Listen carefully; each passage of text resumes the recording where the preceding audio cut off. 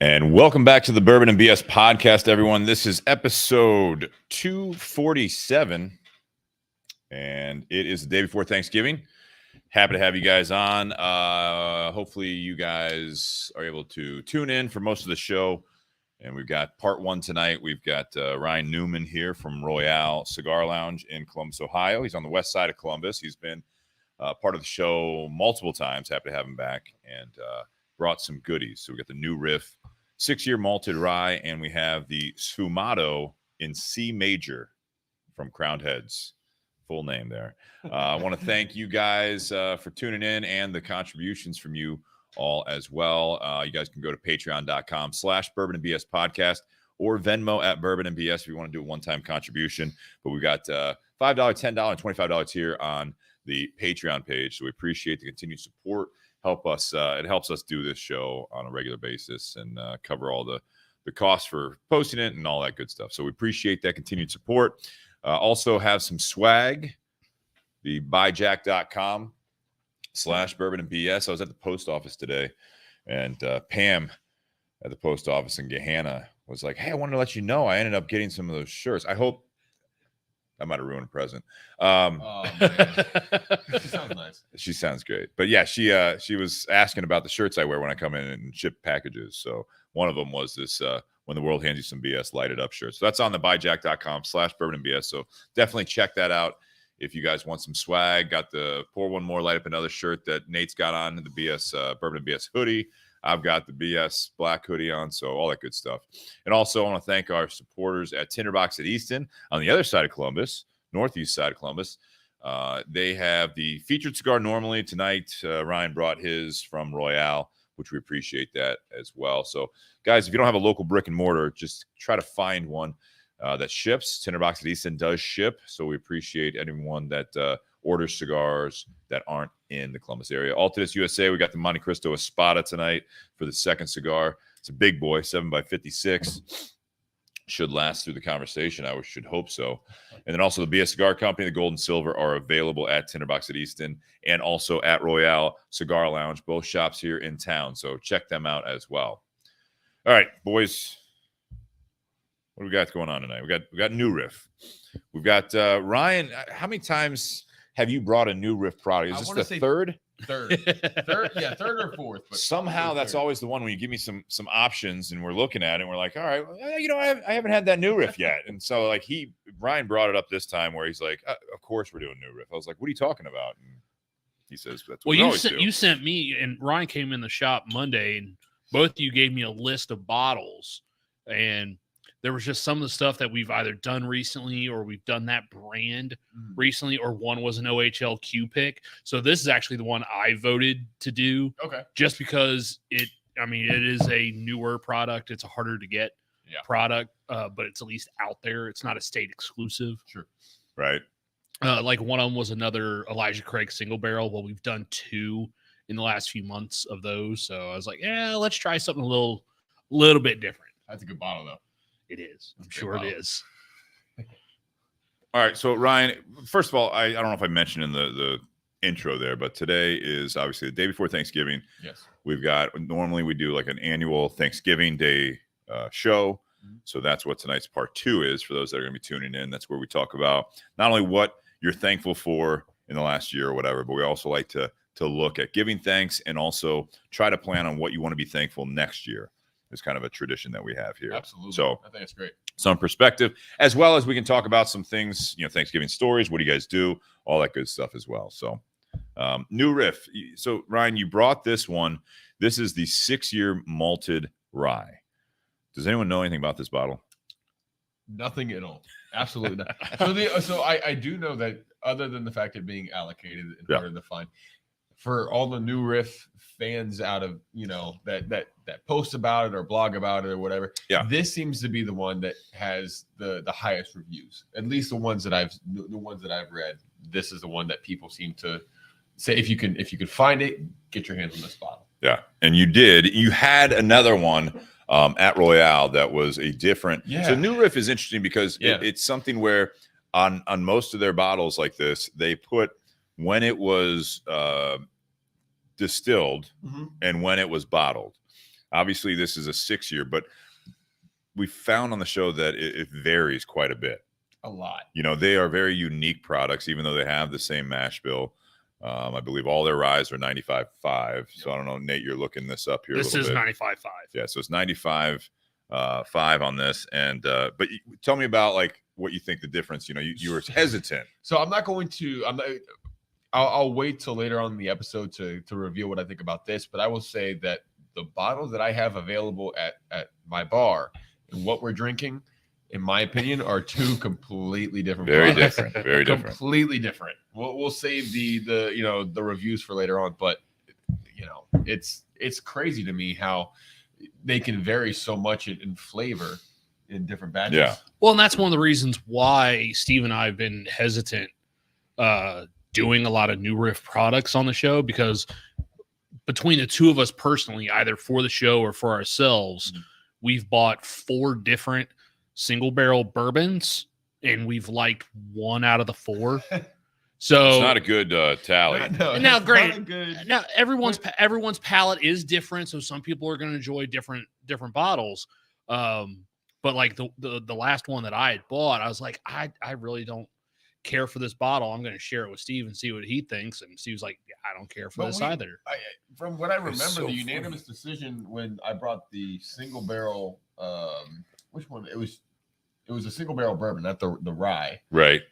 When I brought that on the show, everyone seemed to like it. Yeah. I mean, Yes. that one was a decent, Yeah. But that's decent but bottle that or but decent that's batch. that's the point. That's the crazy thing. Like, they're all hit or miss, just like this. You know, Dude, this is so funny too. we've already had a sip of, a couple sips of this bottle, but you were already comparing it to the bottle that's at your bar, and you're like, God damn, they're so different, even though they're both bottled in bond. So at least 4-year 100 proof. It's 100 proof. It's a little over 6 years on this bottle. This is bottom and bottom.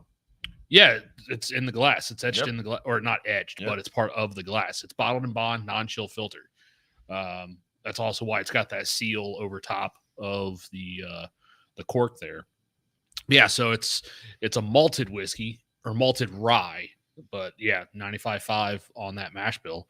I actually saw the bonded rye and single barrel rye on the shelf today, and I thought about getting it, but I wasn't sure since I hadn't had any of their rye, and I knew we were having the malted rye, and I was like, let me see how that is before I spend a little money on their other rye products. Okay. Balboa rye too. Yeah, there's Balboa rye. Here's what I find interesting is you kind of do if you guys go online and do a Google search, and this is, I think, for most different, everyone's got a different opinion, right? Mhm. But what I find very interesting about this in particular, what we're talking about on the hit or misses and how this is different than your other bottle that you had of this 6-year malted rye. This is a tough one to look up for reviews or even watch guys like us do this type of review. And here's why. It's that exact reason that I'm looking at a review from 2021. I'm looking at a review from 2022. Chances are they're different batches. Yeah. So it's like, if the notes are that far off and everything's so different, I mean, I'm looking down here and it's like, even on just at a glance, this one gave it a 9 out of 10. The next one gave it a 6.4 out of 10. I mean, that's a big swing. Yeah. Next one, 6 out of 10. Then the next one I see 8.5 out of 10. So, I mean, I'm thinking that the big swing of the votes or the ratings of this is the fact that they might be drinking this bottle and they think it's amazing. Like, I'm looking at one, and one of the notes was the pros and cons, slight metallic note that's off-putting. I don't get any of that in this. No. You know what I mean? Like, but in the other one, you might, or whatever bottle they have, you No, might. So I that's got that. it's a little different. I can see with the other one, with the other batch, I can see that slight metallic. Yeah, that's Weird. good. It's crazy.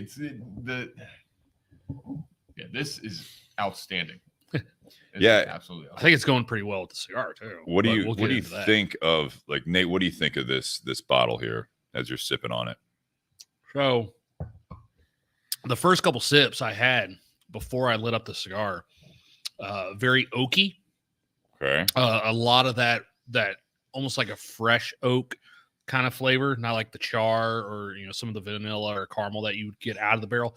It had a little bit more of that like new fresh oak kind of taste to it. Mm-hmm. A little bit of sweetness, not overpowering on it. But what I really liked, which is a little bit different than some of the other bottles from New Riff that we've had, was the finish. Like the finish was actually fairly smooth. Like there wasn't a bite to it. It didn't taste young, which even some of the New Riff bourbon that 4-year bourbons, some of that stuff has had kind of that young taste on the finish of it. It is a rye, so obviously ryes do age a little bit faster. So being 6 years, you're hoping not to get any of that. But no, I think it's actually a pretty well balanced bottle. And I think it drinks a little bit lighter than 100 proof. Drinks lighter. You say oakiness. Ryan, what do you think? It's so hard for me to get that descriptive dialed in. Yeah, that dialed in. I mean, I can maybe see where you're coming from, Nate, but I get more of like almost like a nutmeg spice. I get that pretty frequently with a lot of ryes, but this one in particular, I think it's just really warm. It has a nice, almost like a nutmeg or a cinnamon spice to it, and it's just really well balanced. It doesn't have a lot of times. I feel like with ryes, it can have that flavor that I like, but it'll have a bite at the end. I'm getting like a wheat toast. Yeah. Wheat toast is right there in the middle, as I think that, like what you're saying, I get the nutmeg, like a spice there. Yeah, it's just like a sweet. But there is like a transition there, like not the first when you sip it, but it's like I get a little bit of honey before it turns to the finish. There's I think it's like a wheat toast. Sean, you're saying too on that? It's definitely a food flavor. Yeah. Grab the you might want to get on the mic there. That's why I put it over there for you. It's like it's his first time in the garage. Been a few weeks. Thank you, Nate. I get the ginger and the spice on the front end, and then definitely the wheat toast in the middle. Ginger. So you ginger? You said nutmeg and spice, not ginger. Yeah, you said nutmeg. Yeah, nutmeg. Sorry. Too many spices. All right. Yeah, nutmeg and cinnamon for sure on the front end. And it's definitely very is it considered young? I mean, there's really no 6 year. Not there's no bite to it at all. No, 6 years for a rye is not young at all. There's no heat at all. I'm getting, which I like, because I'm getting more of the flavors of instead of like trying to fight for the burn, and then it gets matched by the flavor. I think it's got a little bit of warmth, but I wouldn't call it heat. No, I would agree with that. It could be like the spice on the finish there. You know what I mean? It's kind of got that. Yeah, it's good though. I like it. Well, I'm actually based on the way we started talking about New Riff, very pleasantly surprised in this. Absolutely. I will say, and I think this always goes into it when we talk about New Riff, and I think it's part of the charm of their products. Mm-hmm. It gives you reason to try different stuff, but with these projects, man, it's a wide swing that we found, which makes me sometimes hesitant to say, oh, I really like this bottle. Yeah. And now I'm like, oh shit, when was that one bottled? Was it spring of 2021 or 2022? Was it? I know it was fall something. You know what I mean? Yeah. This was distilled fall of 2015 and bottled in spring of 2022. Yeah, so about 6.5 years. Right. But I'm just saying that because if you guys are interested in exactly what we're trying tonight, that would be, and it's right there on the neck. Yeah. Is it still on there or just come off? Okay. Distilled fall of 2015, but it should have a batch number to it too, correct? I don't think they do. I think that's the way they designate it is on that neck band. Yeah. Really? Yeah. That's what we found so far.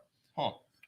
So unless there is, I don't see anything else on that label. The bottle itself, I love New Riff when they became New Riff officially, and it's this, it almost is like a frosted dip look. It was from OKI, correct? Yeah, they were OKI while they were sourcing bottles from OKI, Ohio, Kentucky, Indiana. Right. So they were sourcing bottles from those 3 states while their own juice was aging, and then once they started putting their own products on the market, they changed to New Riff. But I agree. Having that frosted black bottle, like it is really nice. It's slick. It's a nice looking bottle. Yeah, but at the same time, if the product wasn't good, we're going to be over here saying it's just another gimmick. Agreed. Yes. If you're going to do something like that, you got to deliver. Yeah. What it kind of reminds me of, the way we've talked about it a little bit, it reminds me the new Riff products in a sense remind me of Barrelcraft in the fact that like with their bourbon, they're intentionally blending each batch of bourbon to be different. They're not trying to get the same flavor profile with each batch. That's kind of like with New Riff. They're not trying to hit the same exact flavor profile like you do with cigars. But I don't think that they are marketing it like our No. last week's guest, where they literally are calling it batch number 32, batch number 33. No. This is They're not marketing more like that, subtle. but that's just kind of what they're doing. I think that's what we're getting with it. Yeah. Is they're But- trying to get something different every single time because it keeps your curiosity peaked a little bit and it makes you kind of want to go back and try the So next why not one. call it something different? Why not put it under a different, under a different name or a different, mash bill? You got to change too much labeling. I mean, Barrelcraft, they basically just have it written on there, right? I mean, Right. that's a big part of it. They just write what batch number it is and the proof. I mean, Yeah. that's obviously someone's hand probably gets tired after a while, but I mean, beyond that, I think you're okay. I would agree. That's my only. This is not about the bottle we're having, but again, not to be a broken record, that's my hesitance. Like as far as when it comes to what this is, you really have to be careful which bottle you're getting, and it's a roll of the dice Mm-hmm. because it's a frustrating thing when it's pretty much like it's a bottle amount small batch or a batch of a product, but it's basically marketed as such. And technically, you're going to have that with any like single barrel as well. I mean, like everyone talks like now it's not as cool, but everyone talks about like blends and stuff like that. Like that's considered a single barrel. So technically, when you buy a bottle of blends, you're hoping it tastes the Like the same last as what you remember. This is, I mean, again, it's been obviously different as far as all that goes when it goes to what you're drinking with this. So that's, again, I think that's just a buyer beware type thing. If you're doing that, it's tough. What's that? Latin phrase for buyer beware. What's the Latin phrase from the dead language? Caveat emptor. Cool. I've seen that. I've seen that. Seen that animal. It's a disease, right? I can't say it. All right. Make sure you guys are sharing this as well and reviewing it and all that good stuff. I'm gonna pour another glass if I could. Go ahead. 'Tis the season. I'm not taking it. Yeah. All right. What are we smoking? That was kind of quick on the new Riff tonight.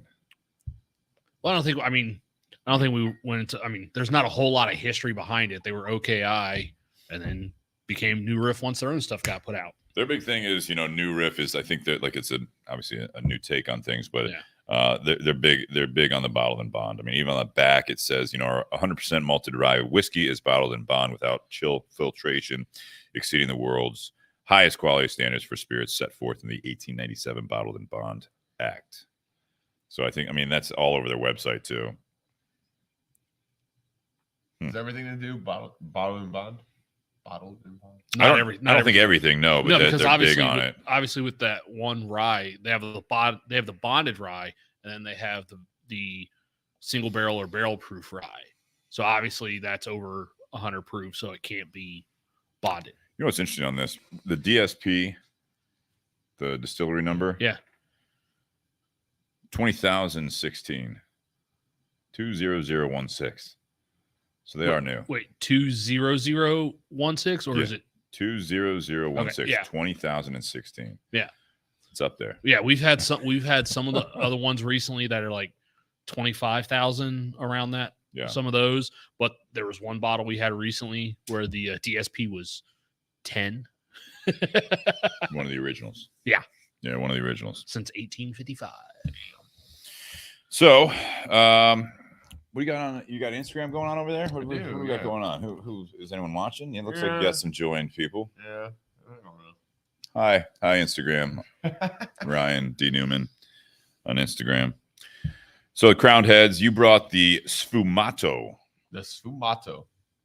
In C major. Is there a reason in C major? Is there a reason you brought this cigar? Other than my boy Jake reps it, He does. and it's a limited product, and I don't know if Cool. we're gonna be getting them much longer. Might as well. Let's smoke them. Plus, I heard good things about it too. Yeah, this is it's a lighter shaded cigar.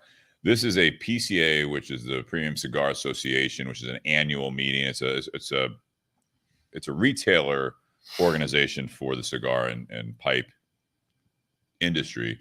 But with this, Crowned Heads did a small release for PCA.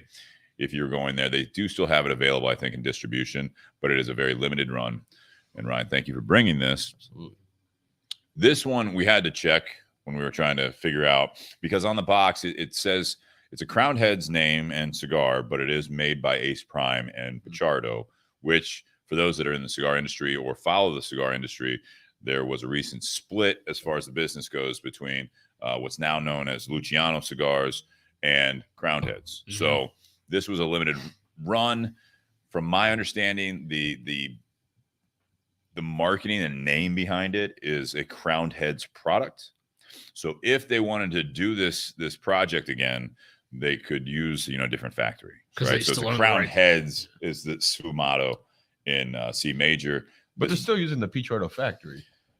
For now, yeah. For now. But I mean, who knows? I know they've already switched production on Mil Diaz. Not Mil Diaz yet. No, that's still Pichardo.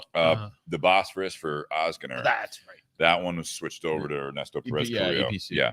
This one is... That makes sense for that blend, though. Yeah, I smoked actually the new one, the new EPC one. I don't know if I told you guys that. No, I didn't know that. Yeah, Jake brought in some of those little guys. He called it the Dog Walker, which is, it's a $12 dog walker, but wait, the Bosphorus, the Bosphorus coming out of EPC, correct? Okay, unless he was lying to me. What's that? Still broadleaf? It's not broadleaf. Bosphorus, no. You're thinking Maria Lucia. That's it. Which is another one that I think that is a. That's right. That's a Luciano. That's cigar. Luciano. Yeah, Luciano. So all right, so this one, just so we can kind of go over this, the name obviously it looks weird. I thought it was like an acronym. Do you guys know what that means? SFUMATO.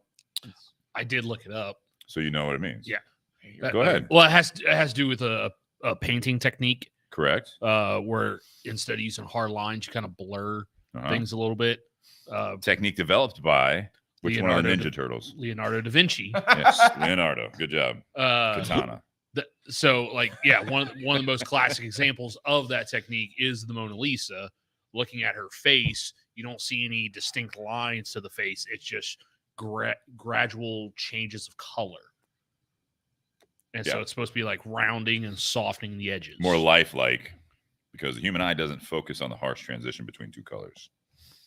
So if you guys are familiar with Crowned Heads, I mean, John Huber and the crew over there, they've got some interesting names on a lot of their cigars, and they're always just typically a story, or a lot of them are references of music or art. Johnny Cash. A lot of Johnny Cash, Jericho Hill. Yep. We had the CHC Serie E, which was not Serie E like a Partagas. It was because of the song Eruption by Van Halen, and then he did the Van Halen. That hat's gone. Sean's got it. Sean's wearing it. Yeah. I know. You guys are lucky when I get tipsy and I just start handing out hats and shit. But I got another one to replace it. If you guys saw the Miller High Life looking one. Yeah, that's nice. I like that one. Hats don't look good on me. They look better on the wall. That's why I do that. Yeah. What do you mean? Yeah, you agree that quickly. Some of those hats, beanies look all right. Well, some of those hats raised up way too high. He's got a big head though. Well, like it looks good. I like the Buckeye Land one because that's more of the trucker style hat where you can curve the bill. I don't like the some flat of those hats are way too high for my head. I don't. Yeah. Some of them. Yeah. You used to wear them though. Yeah, some of them are sweet. Like I think the last Calaveras one that was sweet. The Osgener hat's is real high. The Osgener hat's real high. Is it? But I just got the Supreme one, or the Louis Vuitton Supreme or whatever collab, or not really, but it's like a take on it. Have you guys seen that one? No. Which one? Crown Heads today, like a knockoff or like a Supreme or like Louis Vuitton. Oh yeah. That was cool. One. Yep. All right, back to the cigar. We talk about hats. Jesus Christ.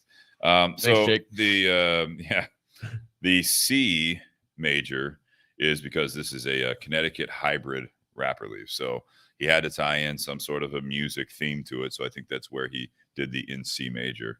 This is a 5-country blend, I believe. Let's see. Yeah, it's very interesting.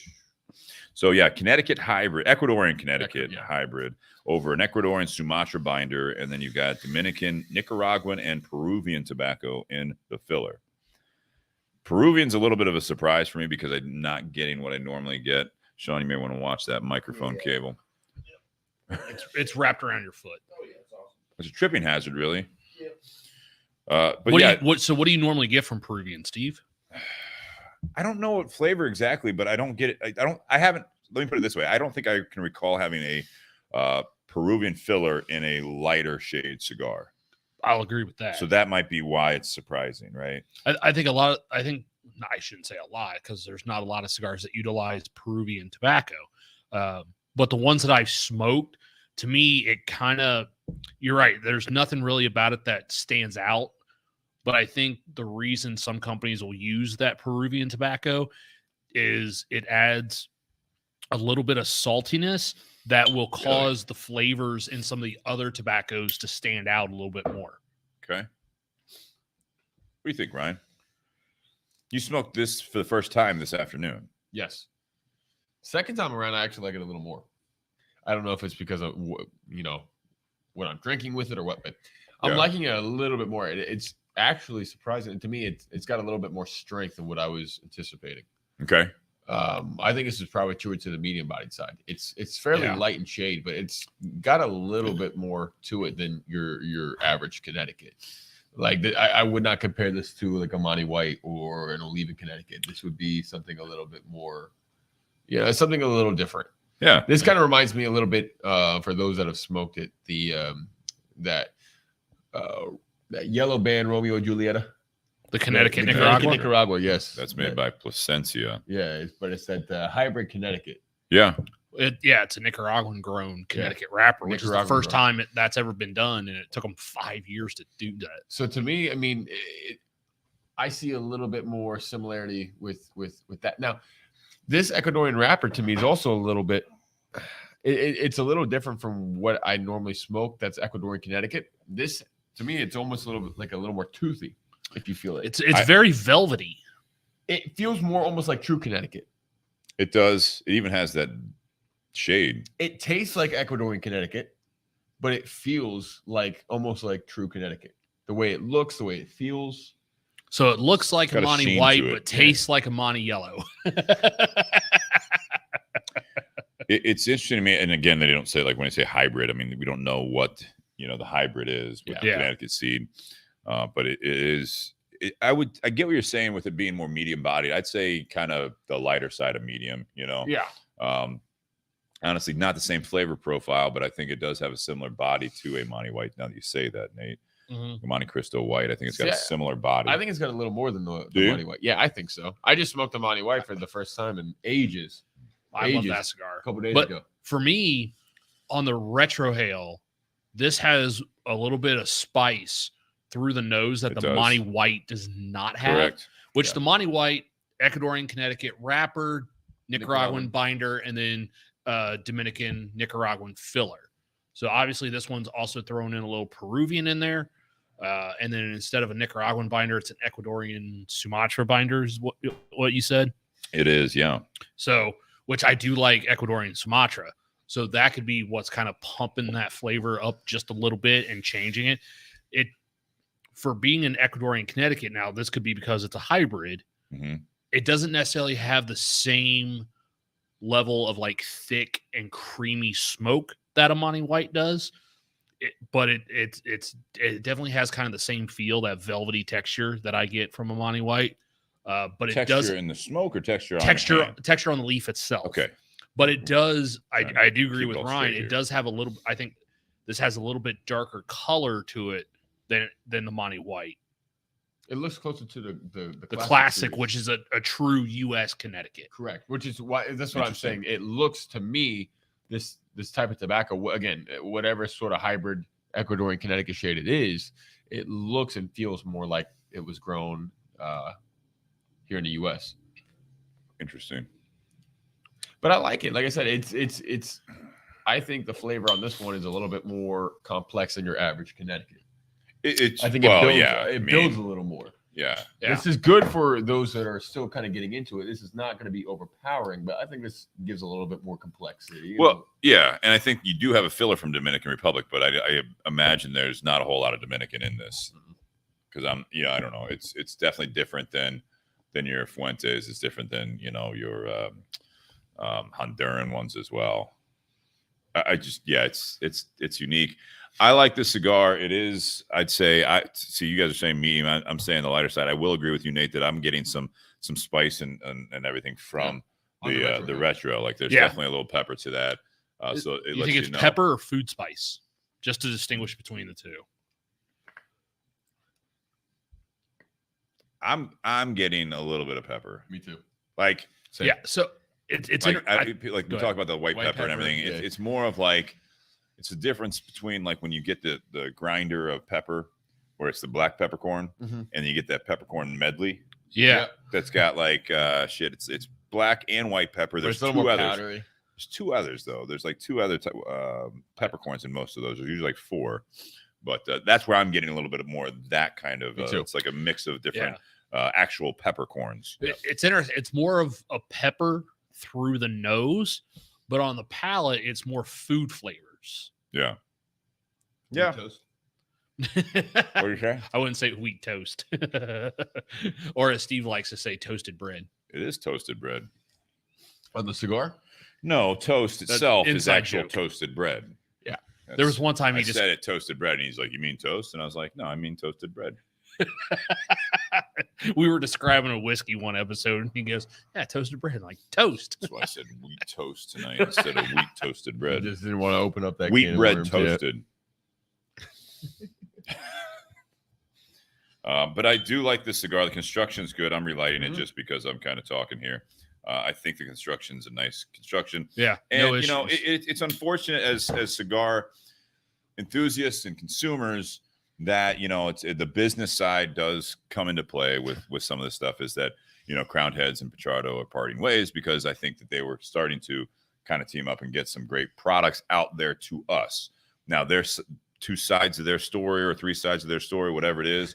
I'm not really going to get into that part of it, but it's like it's unfortunate to you guys, the consumers, in my opinion, that there seemed to be a good path going from our angle as far as that goes, from our vantage point. So, you're not going to see these collaborations with the two companies going forward. But like I said, this is still available. I know Royale Cigar Lounge in Columbus here, they carry it. You have a couple boxes, I think you said. Yeah, I've got 2 more boxes. 2 more boxes. Yeah. So what are you selling these for?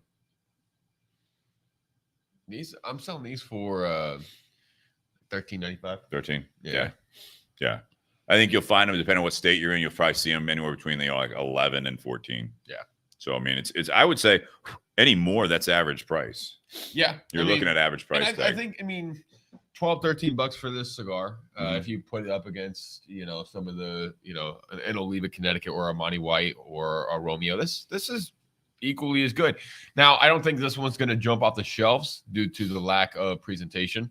Talk about that presentation. Yeah, we really didn't show a whole lot, but if you look at the Bourbon and BS podcast, Instagram or Facebook, you'll see the box and also the bottle that we're doing, and then the way this cigar is presented itself. Yeah, there's it's just a plain white footband. They do that on like a lot of their on their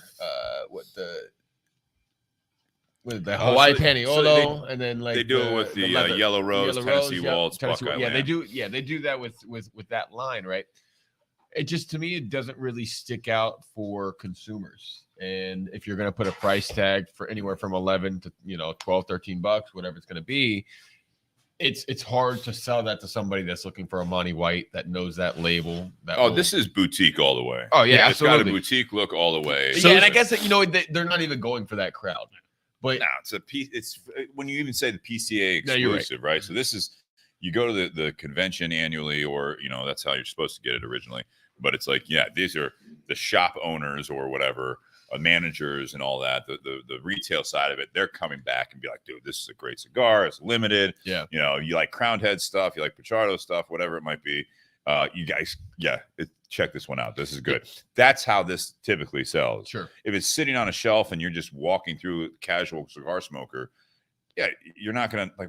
What the fuck is SFUMATO? What does SFUMATO stand for? Yeah. You know what I mean? Like that. I don't think it's more that boutique, and it's the responsibility of like you, Ryan, over Royale. Yeah, you're right. You're saying, hey man, I bought this. It's on the shelf. I need to be able to sell it now. So Why did I buy it? I got to portray that to them. Hey, you like milder stuff, mild to medium stuff, straight medium?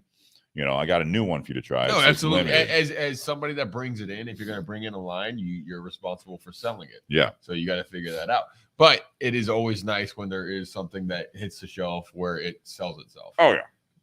Not always going to happen, and that's not always going to be expected. But, you know, this is one of those lines where if you were to put it on the shelf, it's not going to jump out at you. But if you're to pick it up, it's a pleasant surprise. I mean, I think for the money, I think it's well worth. Is this the only size it comes in? Yes. This is kind of a Lonsdale. It's a 6 3/4 by 48. I like that size. Yeah, it's a good size. It's a great size.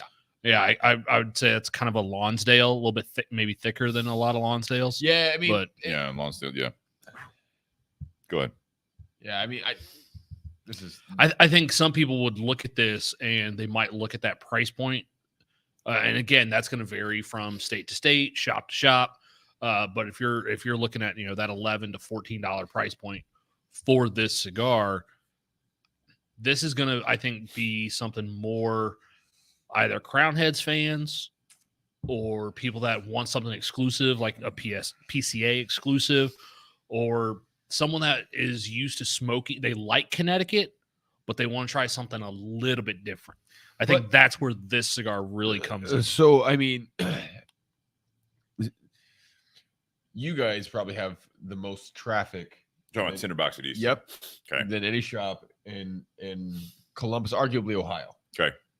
Do you guys, as retailers, see how many guys do you have coming asking for PCA blends? Very few. Very, very few. In fact, very few, and they're not typical customers of like regulars. They're more That's the true. out of towners, because we get a lot of traffic because of the hotels around us. So you get a lot of out of towners, and they're looking for stuff that maybe their shop ran out of, or they don't, they haven't seen. Sure. Yeah, that was just one of the things. I mean, I know a lot of shops, or I mean, not shops, but a lot of companies, when they can't sell or they don't sell their PCA releases, they open it up to the other retailers and say, we have this PCA blend, and they try to use that as leverage. But to me, as a retailer, maybe 1 out of every 1,000 customers, if that, are going to ask for a PCA exclusive or a PCA blend. Yeah, you know what I mean? It's I don't really use that as. I think for this, you're going to get more people that are looking for something new from Crown Heads. Sure.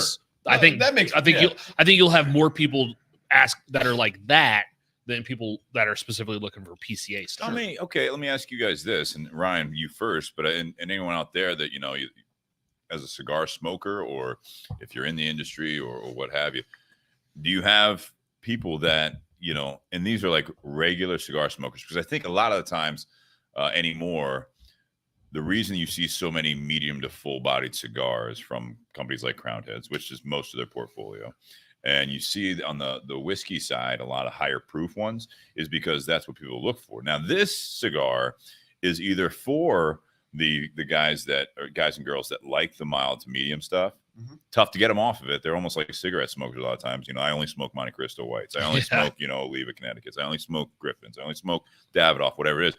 This is for the all-day smoker, because I think, I'll read it here in a second. But do you have any cigar smoker customers, Ryan, that they like to have maybe a milder cigar first thing in the morning with their cup of coffee? Yeah. This is a cigar for them to try.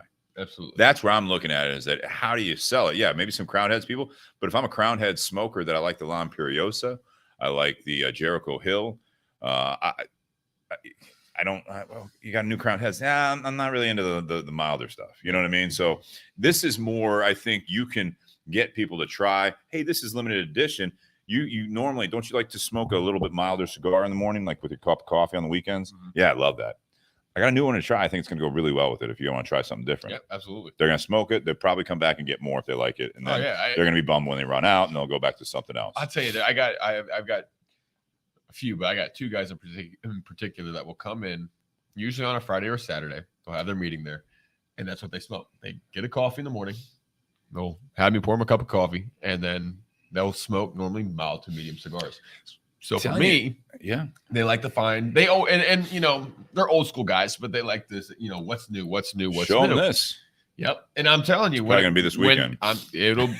and they will buy a box. There you go. That's And what you're they out. normally do. And then I'm out. But, sorry, guys. So if I do sell a box, better luck next time. But I think there's a big correlation, with that classic, Cuban cigar with a Cuban coffee, whole song and dance that's, so traditional in this industry, and even people that don't really know a whole lot about cigars or anything. But I think that is part of the reason why. I mean, a lot of Cuban cigars are in this body. This is like a mild to medium. This is what I smoke now on a daily. Yeah, lighter stuff. Lighter, mild Medium to at medium. best, yeah. Usually medium. I mean, I feel like a lot of the Cuban stuff, a lot of that's pushing medium. It's not necessarily light. I don't, there's a few that I've had that are light, but most of them are more medium. That's what I've been smoking for the past, I'd say, 3 to 4 years.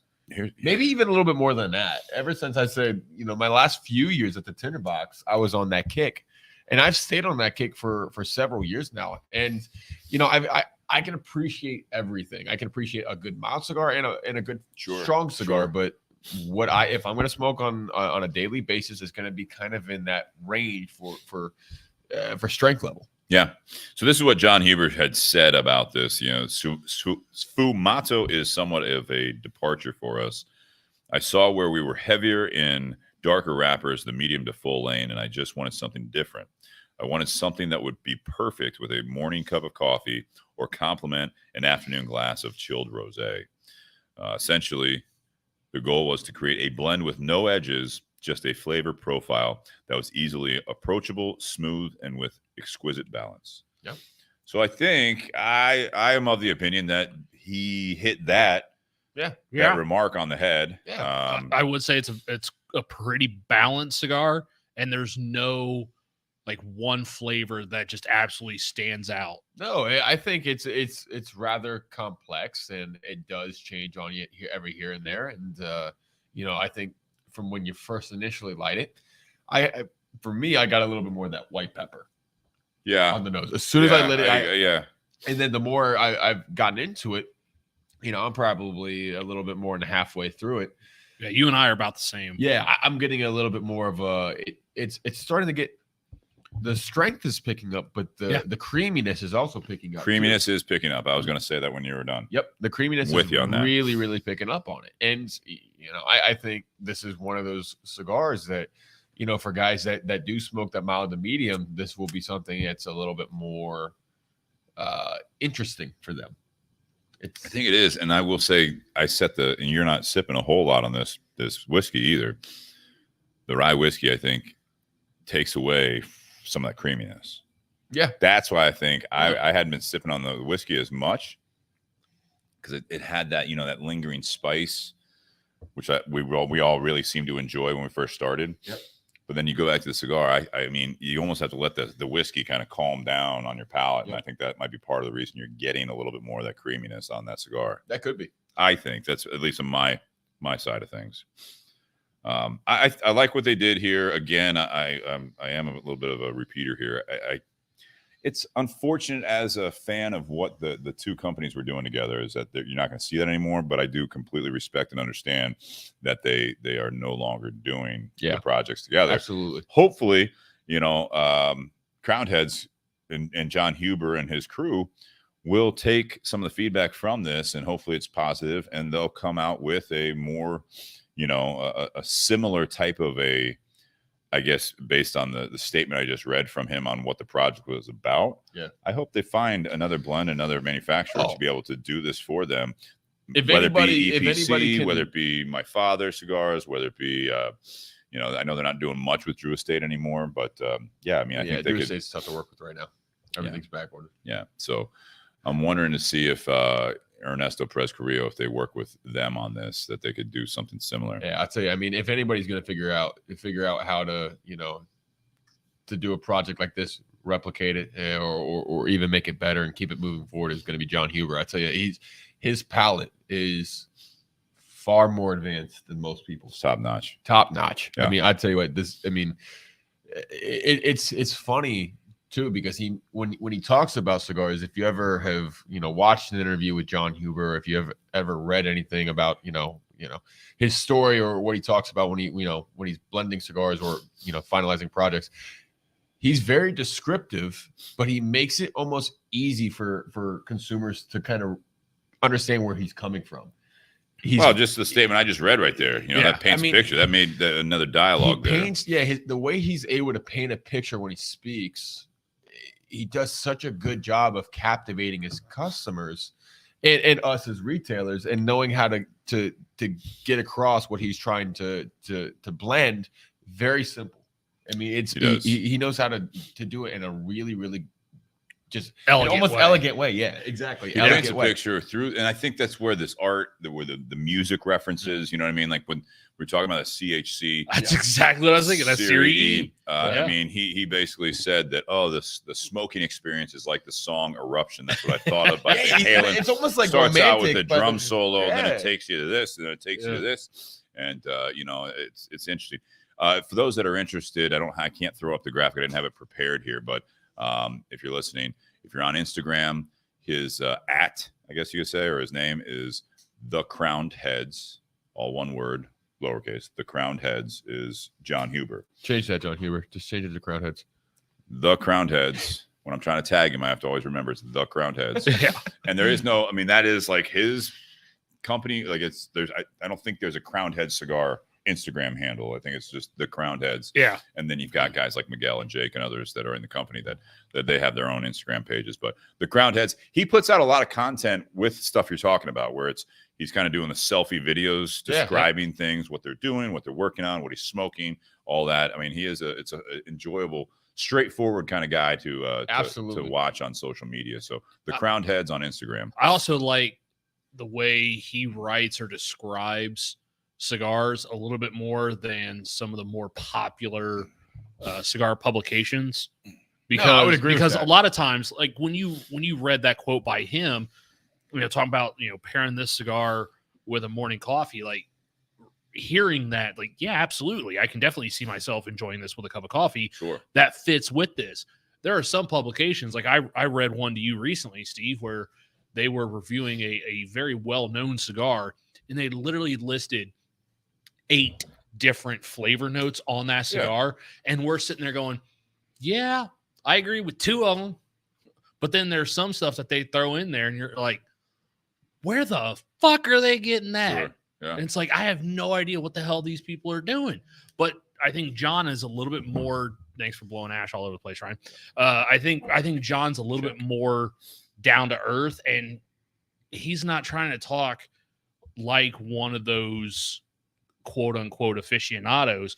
He's trying to break that cigar down to where your everyday type of cigar smoker can understand and relate. He's not your average cigar celebrity either. No, he's actually pretty he is not reclusive, but he's just your average normal guy. And if you saw him in a cigar shop, there are some guys in this industry that maybe are a little bit more bougie, and there's nothing wrong with that. I mean, if you've paid your dues in this industry and you've been doing this for 20-something, 30-something years, you have my respect. But at the same time, someone like John Huber, who does have that resume, and you can go into a shop and meet him, and he's just a normal guy. I'd say there's something to be said about that. I mean, I really do. Thanks, Nate. Appreciate it. Gotcha. I think he and his company, it's easy to support. You know what I mean? He's just one of those guys where it's easy to support that brand. You ever met him? Yes, absolutely. The one time I met Do him. you not remember his resume? That's right. I forgot you. John is one of my favorite people in this industry. Bar none. The one time I met him briefly was many, many years ago when he was with CAO. Yep. And he was doing an event at the Tinder. Well, it was for Tinderbox, but it was at Easton on a bigger patio than what the Tinderbox can hold. But yeah, it was a CAO event, and John Huber was there. Miguel was there because he was still with the company at the time, and that was the rock and roll tour. Yeah. I was there. I still have a few pictures of that. That was what year? 2000, I'd say 2008. Holy shit! I'll find the pictures. It was. So they had live music. It was Wade was playing music. Oh my god! Yes, he was. Yeah, it's 2007, 2008. But I agree with you guys definitely on that. As far as John and what he's doing. Yeah. All right. So as we round out part 1, if you guys have watched this show before, part 1 we talk about the cigar and the bottle. Yes, Nate. July 2009. Oh, I was close. And at the time, he was the director of lifestyle marketing. Let me see that picture of him. Oh my god. So this is the time we do the ratings, right? So again, part one's more about obviously the cigar and the bottle that we're doing. Hope you guys enjoyed some of the conversation on that. But what was that? Nothing. I think Wade was also there. He may have been. I'm sure Wade was there. I was at the event also. But yeah, we do the rating. So we do it's out of 10 ratings, 10 being the best. And we do 3 ratings, one for the whiskey, one for the cigar, and one for the pairing. So again, tonight, if you guys are just now tuning in, we are drinking the New Riff 6-year malted rye. And again, just to specify on that, and if you guys listen or scrub back to part 1, you'll know why I'm saying this. This was distilled in the fall of 2015 and bottled in the spring of 2022. You'll see that on the stickers on the neck of the bottle. Again, it's like a wine-shaped bottle. But yeah, you're going to see that on the top of there. And then the cigar is the SFUMATO in C major, which is a PCA exclusive, so very limited cigar from Crowned Heads. It's manufactured at Ace Prime, which is now called Luciano Cigars, Pichardo Factory. Ryan. Steve. Ratings. Go with me first. Whiskey All right. first. Whiskey first. So with the whiskey, Yes. it kind of sucks because I forget what the cost of the whiskey is. When I looked it up, you're looking at like 70 was the In MSRP. That because I do In the state of Ohio, Yes, $59.99. $59.99. Perfect. In the state of That's Ohio, right. $59.99. All right, so that does for me when I do my rating with my whiskey, that's absolutely in consideration. And So- Ray Cheshire's not listening tonight. He is traveling right now. So he commented, he gave a shit about not starting on time, and then he said he's not listening because he's traveling. Okay. So it's just like, yeah, thanks, Ray. Thanks for keeping us honest. And, Yeah, absolutely. safe travel. Ray, hope you're well. Happy Thanksgiving. Happy Thanksgiving. Happy Hanukkah. With the whiskey, I will give it out of 10. I'm gonna give it an 8.5. Oh, that's a good rating from you. Yeah, I like it. I think it was something that I wasn't expecting, especially having prior knowledge of the batch that I opened before this bottle. You're rating higher because it's not. It's, It's- not Oh like my what you God! had I'll tell before. you, I'm not even gonna give my rating of that one. I did, man. It's not an 8.5. No, it was I mean, I'm not gonna say it was a It's drain lower. pour, but I didn't like it, man. Rating for, I love that. I'm not gonna say that, but no, but this bottle is it was a pleasant surprise. I think it has everything that I'm looking for from a rye. It has that spice that I Yeah. like. It's got that kind of cinnamon and nutmeg spice. Yeah. It's very well balanced. There's nothing that's too overpowering. There's not a whole lot of heat to it. It doesn't have that kind of that almost like that bite that I get from some ryes. To me, it's just really balanced for the price point. Albeit it's very hard to find out in the wild. I think if you can find it, it's 100% a bottle to try at least one time. Specifically, that's why I said at the beginning of the ratings, specifically the bottle in spring of 2022. Yes, that one. This bottle. This batch. bottle. Now, maybe if they do, I'd be willing to try another batch too. Sure. With how much I like this one. Yeah, So you're- I would you're forget one and what one batch, if you find this You're bottle, 1 out of 2. give it a shot because this one was an absolute pleasant surprise. Cigar, I'm going to go ahead and give that one. I'm also going to give that an 8.5. Wow. This is it's flavor wise, it's right up my alley.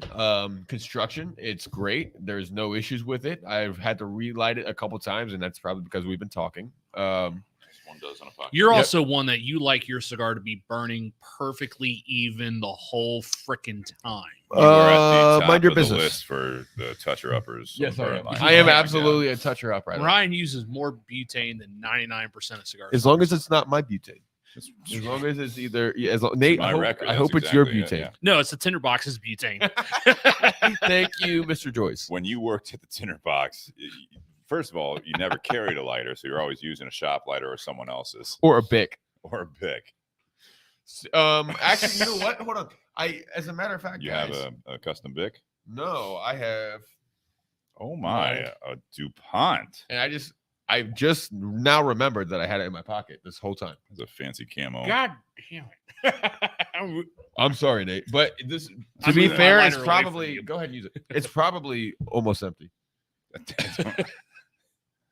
It's empty.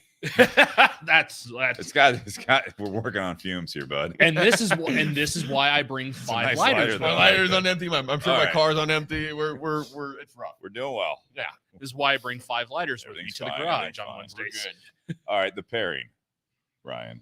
8.5, I'm gonna go ahead 8.5. and give that a 7 because of what you said earlier. You hit it on the nose. I think they didn't necessarily go all that well together. I think. Oh, because when we're talking about the creaminess, I think building. you're right. Yeah. I think they're great by themselves. Mhm. And But you're saying the whiskey takes away some of the creaminess? yes, I think we could have paired a better cigar for this bourbon and vice versa. Yeah. I mean, agree with you. it's not like it's not an enjoyable combination. I mean, it's a great cigar and it's a great bourbon. That's fine. But Rye. it's a great whiskey. There you Yeah. go. But it's just something I probably, knowing what we know now, it's something I wouldn't put them together. I'd probably put something else with the cigar. Maybe I'd probably put like a La Imperiosa with it. Oh, going.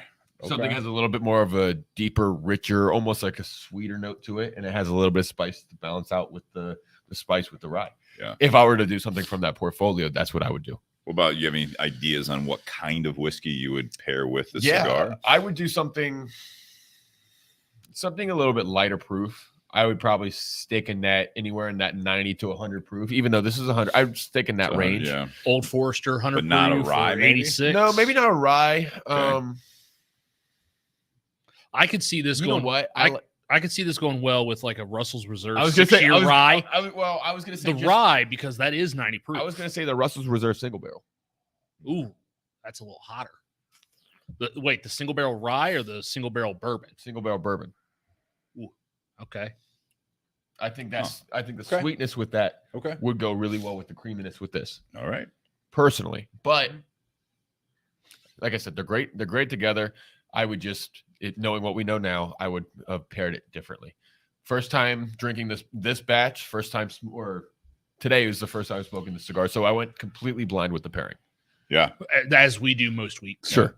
How about you, Nate? What do you think? We're going to do Ratings? Sean.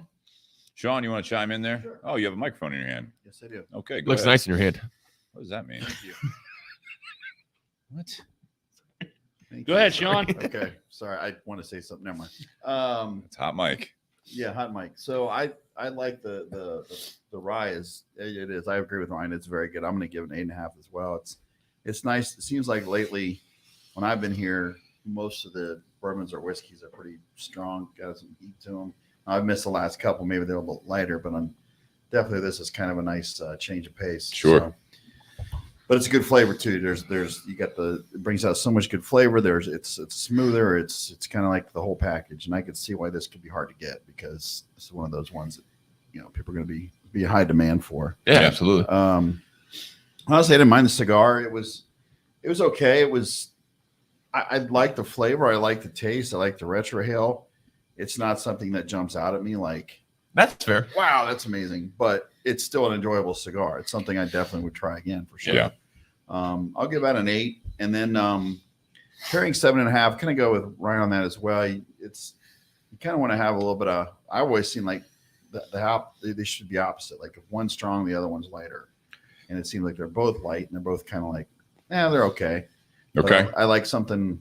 I always like the yin and So you like the opposite, which Yeah. is another.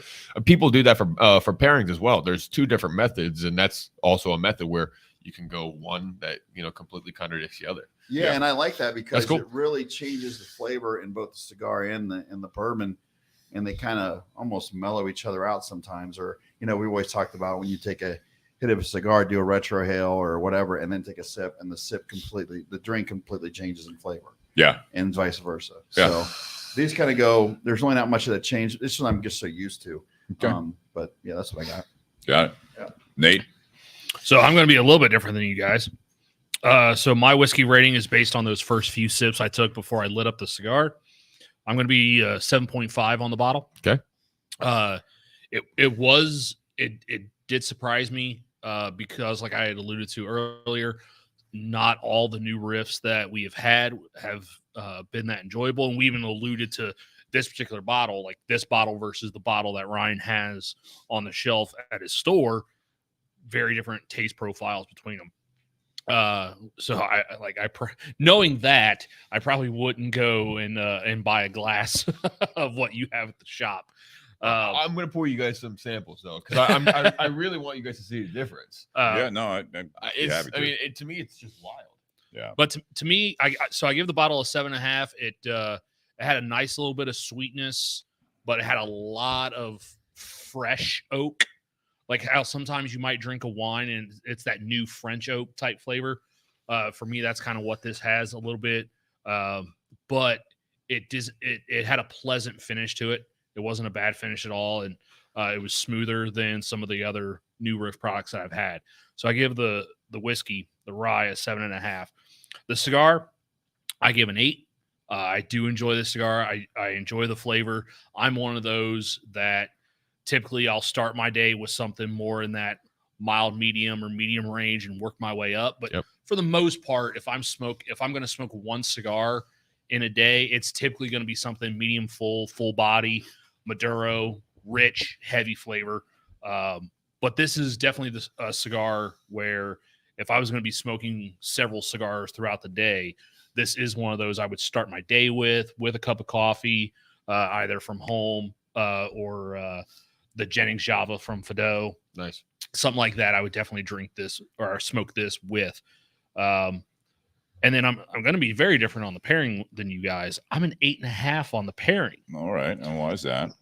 When I smoke this cigar and then I go to this rye, all of a sudden there is this kind of honey and butterscotch to this rye that I did not get on its own. And I did kind of get what you guys were saying. If you go like from the rye to the cigar, it kind of takes away some of that creaminess. Sure. But when I go to the cigar and then the whiskey, there's more sweetness to this whiskey than it had on its own those first several sips that I took. Yeah. So I actually, and I said earlier, I think this whiskey drinks a little bit lighter than 100 proof, still above 90, but I think it drinks a little bit lighter than 100. I think that's, for me, it doesn't really overpower this cigar, but the cigar enhances this whiskey. Well, I'm going to go 8 across the board. I think the SFUMATO in C major is a good cigar, but starting with the whiskey, you guys have already hit a lot of the talking points there, and we already talked about this, but my biggest obstacle with New Riff is the fact that, I was thinking as you guys were talking about this, right? And talking about we've talked about the inconsistency in the product. I think of the bottles of like Willet. It was the 3-year, there's the 4-year right now. That's kind of like that's the Willet rye. That's the normal rye coming from them. They come in at different proofs. They come in, obviously they're doing the same kind of thing here where it's like, it's their batches, right? I mean, clearly they're batches with the different proofs and they're doing 4-year stuff. So, I mean, they've got a technique. I find those personally to be more consistent based on the bottles I've had from Willet and with that rye product. New Riff, whether it be single barrel, whether it be the bourbon side, the rye side, they're all over the board, which I, as a consumer, me personally, I can see a lot of people saying like, no, I like the guessing game. I like the fact that it's not always the same thing. Me, on the other hand, I get a bottle like this that I'm giving an 8. I want to be able to go, like, next time I see this, I want to know that's what I'm getting or something close to the expression of the bottle that I like. Because you don't want to spend $60 and the next bottle be a 6. Well, if I get another bottle of this and it doesn't taste anything like it, like you're talking about, Ryan, which is what you're like, that's not going to make me want to keep buying the New Riff 6-year malted rye. You know what I'm saying? If I like 2 out of 2, but they're different, okay, maybe. But I at least want to have some sort of similarities there. This particular one, I would give an 8, even almost an 8.5 based on just this bottle. I'm actually held back by the fact that, and that's it's not an objective of this particular bottle, but the product I give an 8 because you don't know what you're getting all the time. Right. That's why I say that. This particular bottle, I'm pushing 8.5, 9 because I really do like this on its own. You know, as we were sipping on it, the first sip, I think we all, before we went live, we took a cheers and took a sip of it. And across, like Sean, Nate, Ryan, and I, we all kind of like looked at each other like, oh, wow, that's really nice. Absolutely. Yeah, it was So hard almost to not spoil that's anything. the pushing a 9 on this particular batch. Can I ask, have you personally, Steve, ever given a 10 on a bottle on the show? Nate, have I given it? I mean, 8.5, 9's a great believe- rating. Yeah. I don't believe you have. Which I'm really stoked on because when we bring bottles like this, you hope Since we started doing this, I'm not sure if I have. I mean, like, so my personal thing, you know, like ryes, I've always said I like the Willet rye. I do too. The I really ryes like I Willet had rye. at the 3-year mark before they switched to 4, I was more impressed with. I had some 4s. I don't drink a lot. I got a bottle I haven't cracked downstairs. But you know, I plan on doing that around the Christmas holiday. And that, and then the E.H. Taylor straight ryes that I've had. Yeah. That product I would give Great. a 10 out of 10 on my rye, you know, Absolutely. bottles. Those would be it. But I don't think I've Do you done that like on the the show. Angel's Envy finish run? I do like that. And that one's interesting. Before I don't want to go off on too much of a tangent. Yeah. Don't wanna Just go real too- quick. That one at the distillery, I think is 89, 79. I forget what Nate got it for. What the Finish rye Angel's Envy. Angel's Envy rye at What'd the you pick up? distillery? The last time I bought it, it was 85. Now Right. in the state of Ohio, it's 95. So listen to this real quick on that. Just There is one bottle you gave a 10. what was that? That was the Watershed. 10th Yeah. anniversary. I remember that. That was a But great. and then bottle. there were yeah, that was the highest rated bottle you Gotta ever get had. that. Well, it's gone. So Oh, well. It is. That's gone. Yeah. that was their 6-year product. Anyways, real quick, Angel's Envy Rye. If you guys like that, depending on where you're at. So Kristen was actually in Arizona and saw the Angel's Envy Rye for $65. Damn. And when we were Yep. in Did you grab that? Chicago, no, when we were in Chicago at Benny's, I think it Damn. was 69. So, and we didn't pick that up either because we were just kind of like, that was early in the weekend. I do have a bottle Yeah, of you that. gotta, I do have you a gotta see what But my point is, for the listeners that are not in the state of Ohio, that's a really interesting bottle that is all over the board on pricing, and I'm not sure exactly why. yeah, it's 100 here. He said it's 105 now. 94.99, Yeah, it's good. Nice. Well, after So, tax, it might yeah, be. but I'm saying which so, I do have that bottle that I bought in Louisville when you and I went there last year, Steve. I do Louisville. have that bottle at home, Right. uncorked. Oh, nice. Uncorked pop. I have not popped the cork. Cigar, like I said, I gave it an 8. I think for the expression that John Huber was trying to go with on this one, and to introduce a Connecticut shade cigar. Yeah. I'm not a big some, I guess, but I'm not as big on the Connecticut shade all Dominican blends. No. You know, those don't agree with my palate. This is kind of more in that. When I compared it earlier to the Monte Cristo White, you've got some tobaccos from different parts of the world, obviously Peru and Nicaragua as well, and Dominican. In this cigar? Yeah. Yes. Yeah. So Yeah, the filler is Dominican, Nicaraguan, Peruvian. yeah, and you got the Sumatra, Ecuadorian Sumatra wrap or binder, and then the Ecuadorian Connecticut hybrid. It's a very pleasant cigar. I'm sorry. So Can you say that filler one more time? So, all right. So we have Ecuadorian, Connecticut hybrid wrapper, Right. Ecuadorian, Sumatra binder, Right. and then filler is Dominican, Nicaraguan, and Peruvian. I So didn't it's hear a Nicaragua. so it's a 4-country blend. yeah, so I think it's for what they're trying to do. This is a solid Connecticut quote, kind of cigar. Yeah. So to market it as that, if I'm a Crowned Heads fan, or I like stuff I haven't tried, and I'm traveling or whatever, I go into another cigar shop, and say I'm on vacation, right?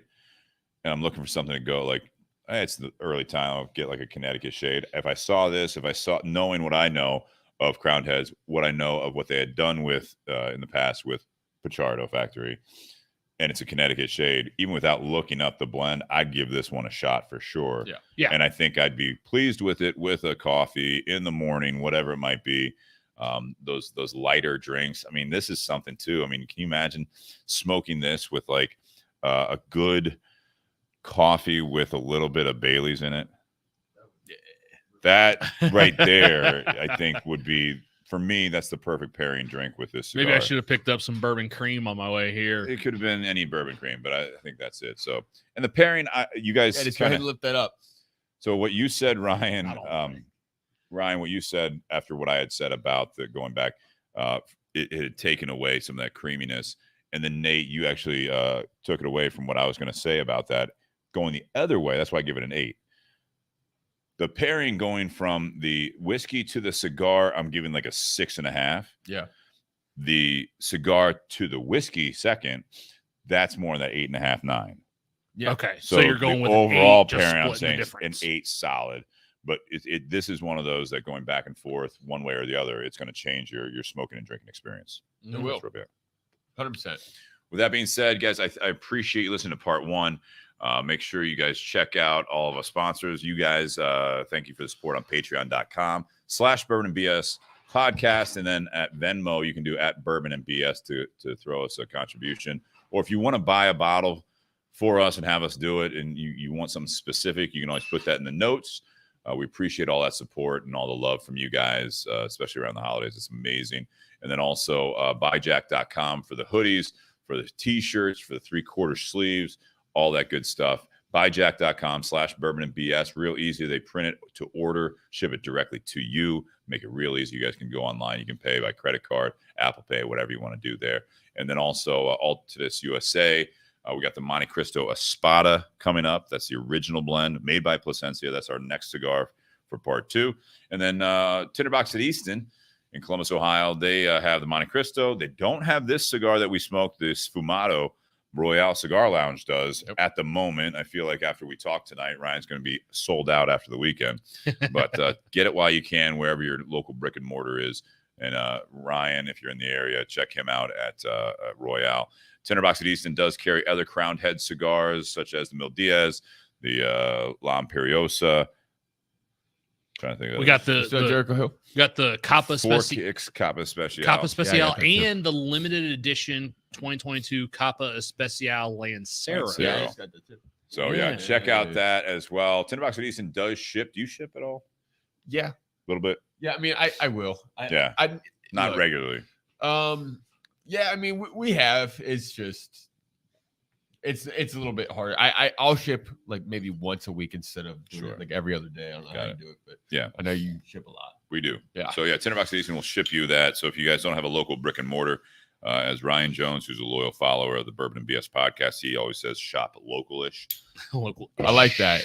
He's a big supporter. I always see his name up here. Great having That's awesome. Yeah. And then also BS Cigar Company. That's where you can get those at both shops, Royale Cigar Lounge and Tinderbox at Easton. Obviously, is a home shop for that BS Cigar Company. The gold is made by Plasencia, which is like the Espada that we're going to be smoking from Monte Cristo. And the silver is made by Espinosa, who you will be able to see hopefully here in March again at the Columbus area at the Smoking 10 event, which will be March 18th. Keep that date saved in your calendar because this is going to be a big one. That's the best. And with that, guys, industry. appreciate that. That's hands down best event. Cheers. Happy Whiskey Wednesday. Happy Thanksgiving. If you're listening live, stay tuned. Quick intermission. If you guys are listening on the audio podcast, it's after Thanksgiving. I hope you had a great one. And we will do our annual Thanksgiving part 2 coming up here momentarily. Cheers. Cheers. I'm going to move this heater closer to the audience. I'm going to get my jacket too because this is shit. That's his Frappuccino. It's not a Frappuccino. It's just a coffee. Huh. What does that say right there? Pretty sure it says Frappuccino. Pretty sure it says Frappuccino. Grab one of those Frappuccinos.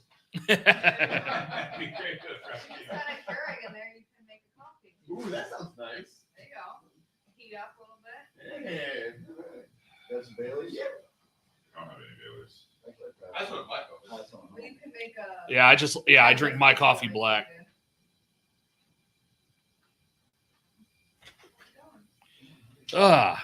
What we didn't post this. What are our listeners smoking and or drinking out there this evening? Ray Chester just joined. Thanks for joining, Ray, and Tim Dodge. Tim Dodge was just in town over this past weekend. Picked up a box of BS Gold Double Churchill. So thank you, Tim. I actually gave Tim the choice. I was like, do you want it in a bundle or do you want it in a box? He's like, box might work best for traveling back home in the suitcase. Like, all right, gotcha. which I do love those new boxes that we have. That nice white box with the BS logo right on top of it. It's a gorgeous looking box.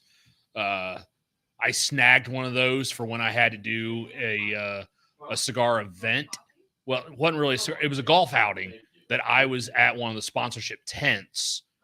And so I grabbed a box to be able to put the cigars in, even though the box I grabbed was for the Robustos and the bundle I grabbed was for Toros. I can still make that work.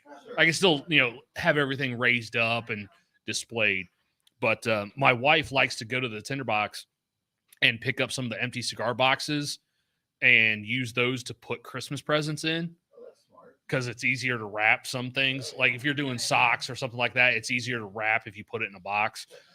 So I picked up, so I have that box, and I specifically looked at her and I was like, do not use this for Christmas presents, because I need to hold on to this for when I do offsite events like that golf outing, or when I do bullets and bourbon. Like I need to hold on to that box to be able to display it, because the BS Gold is one of those cigars I always want to take when I do one of those events. Really, really pleased with, thank you, with that bourbon. This is actually grown on me a lot more now. The cigar? Yeah, I tell you, man, it's Sean out there says this cigar is really growing on him.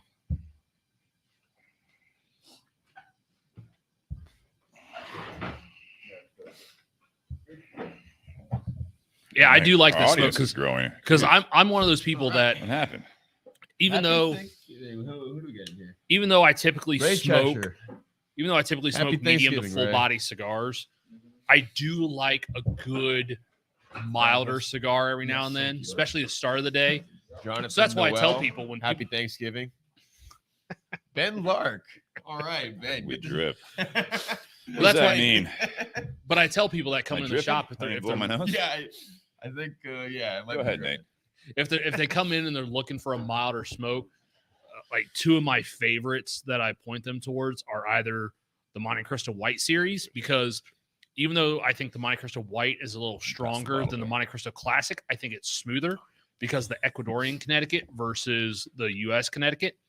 And then another one that also utilizes that Ecuadorian Connecticut wrapper is the CLE Chalet. I love that one. That one's just coming in at a few bucks less than what the Monte Cristo White series is. But that's another one of those milder smokes that I like to start my day with a cup of coffee or That's a something. Nicaraguan blend from them too, right? Well, Nicaraguan filler binder.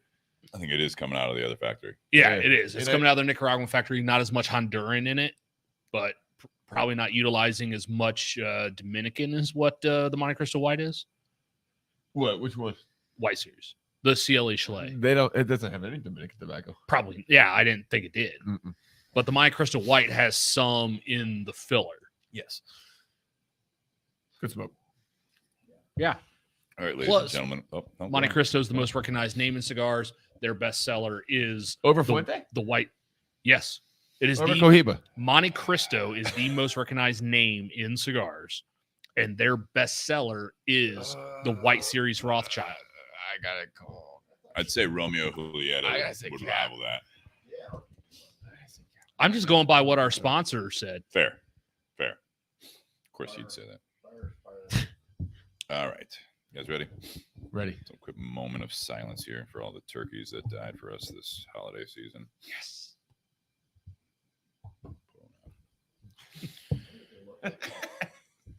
Oh, that was nice. I try and get a good clink. You got so terrible. you got to do it with the bell of the glass. We have to have a moment of silence so I can find out where we're going here.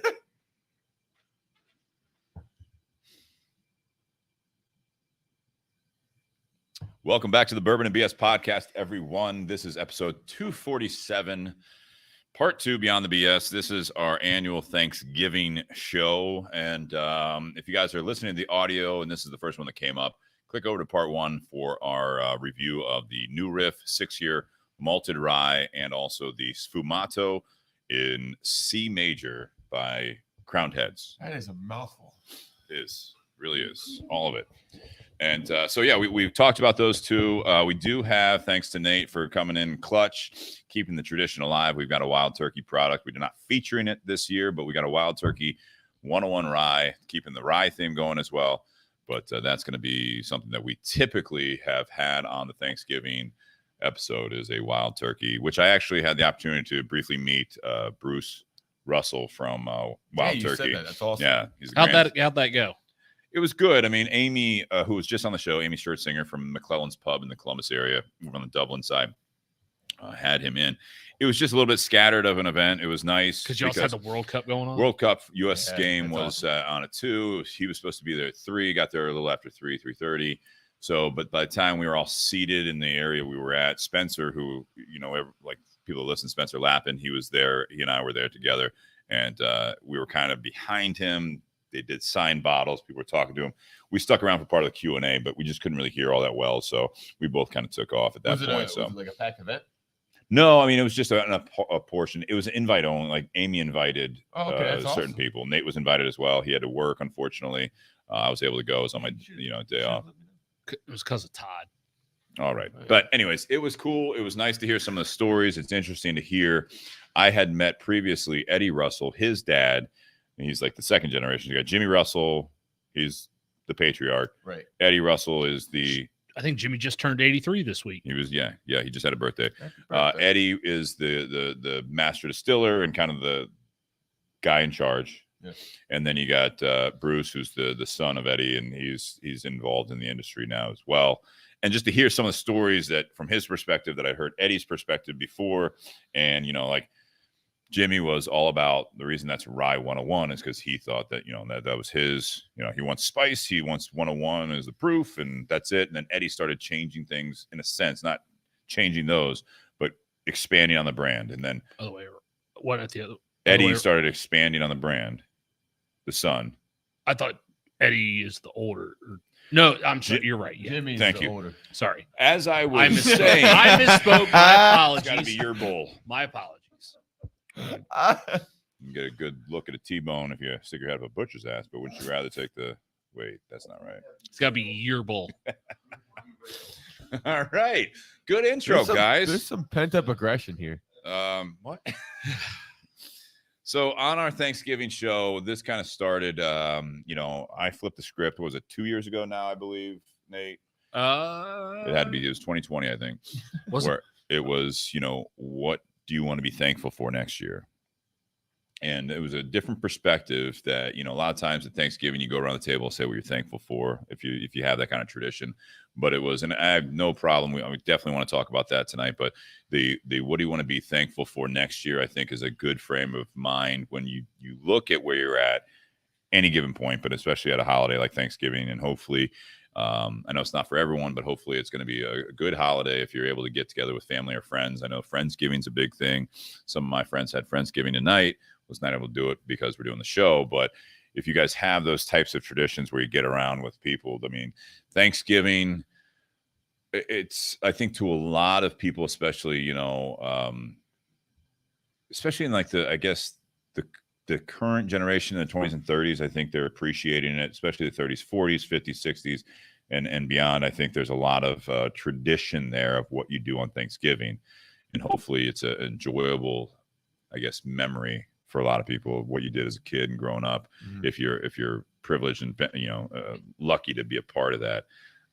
But I think, again, as I've grown older, that was a kind of a change of mindset there as far as what do you want to be thankful for next year? And that's because I like to think of it as when you're sitting around, it's almost like goal setting. And if it was a good year, you hope to build off of that. If it wasn't a good year, you hope to really have, I am still thankful for some things, but I also hope to really work on it. So next time I sit at this Thanksgiving table with either my friends or family, or if you're by yourself, you have a good head on your shoulders, and I guess a good outlook of really wanting to enjoy the holiday for what you think it is, which is giving thanks for what you have. Last year, you even changed it up a little bit more even. How's that? Last year, you threw out, what do you want to be proud of? Yeah, same mindset. Like same mindset. Yeah, sure. I was probably drinking. Yeah, it was you, me, and Spencer. That Definitely we're drinking. Definitely. You guys were getting deep that episode. I believe it. Yeah. It happens. It happens on the show. That's right. So let's start real quick. I mean, giving thanks. I mean, like, what do you guys, Ryan, do you have Thanksgiving tradition growing up? Was it a good holiday, bad holiday, good memories? So many good memories. Yeah. All pretty inconsistent, right? But you never know what you're gonna do. Like Sure.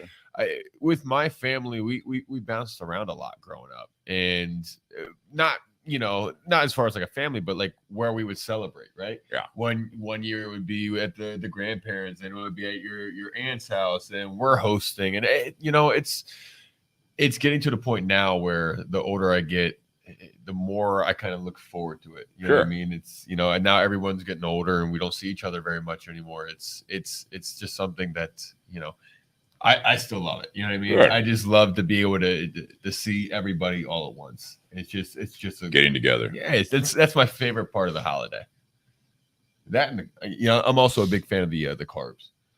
You're a side guy. Yeah, I'm definitely a this is side guy. This is obviously a hot topic of Thanksgiving. Yeah, I'm definitely a side guy.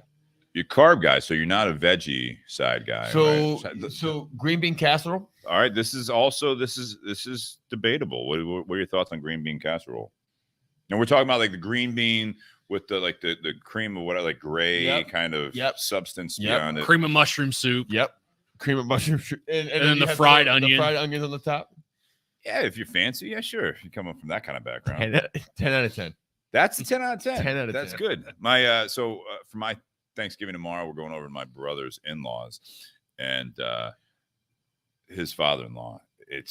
We just fuck with him on this because he's a 0 out of 10 on that dish. He's a 0. Doesn't want it near him. He'll pass it. I don't understand. If I'm sitting next to him, which I normally do, I'm just kind of like, how much do you want, Bob? Got the spoon over his plate. It's like, no, I don't want it. Yeah, you. All right, 10 out of 10. So that's not that's not really the carb dish. I like all of them though. Stuffing. That's a classic. Classic. Mashed potatoes gravy. Gravy? Are you a gravy guy on stuffing? Yeah. Okay.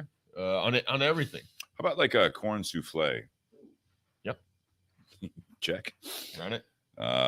Just mac and typical cheese, like bread and butter. I mean, if they have the rolls, rolls, you're getting the rolls out. Sweet there. rolls, yeah. Sweet rolls. Sweet potato. How about sweet potatoes? Okay, so with some brown sugar. That is the most. No, that is. We hit a no. We hit a 0 out of 10. That is a 0 out of 10 for me. So I love people are just listening to us talk about. Yeah. All right. 0 out of 10. Yeah. Is his mic hot? Sean wants to get in on What's this hot the difference topic here. between stuffing and dressing? Are you asking or do you know? You know He's this. quizzing. I'm asking. I think you're Oh. quizzing. That's what I felt think like. where you grew up in this country, Yeah, one calls it dressing, one calls it stuffing. yeah. I think it's how it's made too. Like my I aunt think made dressing's a certain way, and it's not like It's all stovetop. amazing. Yeah, it's not like stovetop. It's legit. It's got the hard crust on the top. So dressing, I think, is for more. I think if you're more polite, like stuffing is. Do you know why it's called stuffing? because of the turkey. You stuff. Right up in there. Yeah. We were So you kids. call it dressing. What? No one's you went- watching anyways. Don't worry about it. You went from stuffing to fisting. I mean, that went. No, whoa, turn the You mic did the off. fisting Jesus motion. Christ. You did the fisting motion. I didn't. You're gonna have to put a little the explicit warning. There is We're on getting every choppy on episode. the feed anyways. I think Facebook's cutting us off after that. Perfect. We were kids, frozen though. on my feed. Nate's just- I don't know if you guys ever did this. But I think that's why it's called different things. You know, Right. stuffing was a little bit too graphic. Why is it called stuffing, Dad? And they're like, well, because we shove it up in there and then we let it sit there and then we. Yeah. They don't want to know that. They just We want to say see the because we finished product. stuffed They the just wanna see turkey. They want to see the steak. They want to see the That's hot dog. They don't want to see where it's made. Yeah. So it's Well, dressing. part of the tradition that we did as kids is we'd get a bunch of bread and leave it out overnight so it would like stale basically, and then break it up into small pieces and then make the stuffing that way. Like, Why? Just like make it homemade. My grandma did it that way. So, Yeah. Because that's why Grandma did it. Did you call it dressing or stuffing? fuck, I don't know. Dressing, I guess. I don't know. Depends on what house I went to. See, that's what I'm saying. It's tradition. Yep. Nate, how about you? While we're on the topic here, Well, keeping it light. so stuffing and dressing can be interchangeable Googling depending. that? I did. Jesus Christ. It can be geographically different, but as someone said, dressing is outside the turkey. Stuffing is inside the turkey, but it is still a seasoned mixture of all those ingredients. Dressing's like more of like a garnish. Let's think of a salad. You think of a salad. Salad dressing. Yeah. Yeah, That's it's all a it- topping. It's a compliment. For Thanksgiving, I'm more of, turkey, ham, mashed potatoes. No ham. Do you guys do turkey and ham A lot together? of the Thanksgivings I go to will have both. Honey baked? Well, it may not be from honey bake, but it is a spiral cut Yeah. ham. With a honey glaze. With the honey Yeah. glaze, that's the good Classic. stuff. Yeah. But I miss You're a butterball kind of a family, or are you I don't know where they're buying their turkeys from. butterball What did turkey? you call me? That's a brand. I don't know. You've never heard of Butterball turkey? No. Holy right. There's shit. a lot that I haven't heard, but that's neither here nor there. So your Let's move. turkey, ham, your mashed potatoes, Yeah. gravy or butter, both. I'll just, because I've changed some things over the years, I usually will just scoop mashed potatoes and eat them as is.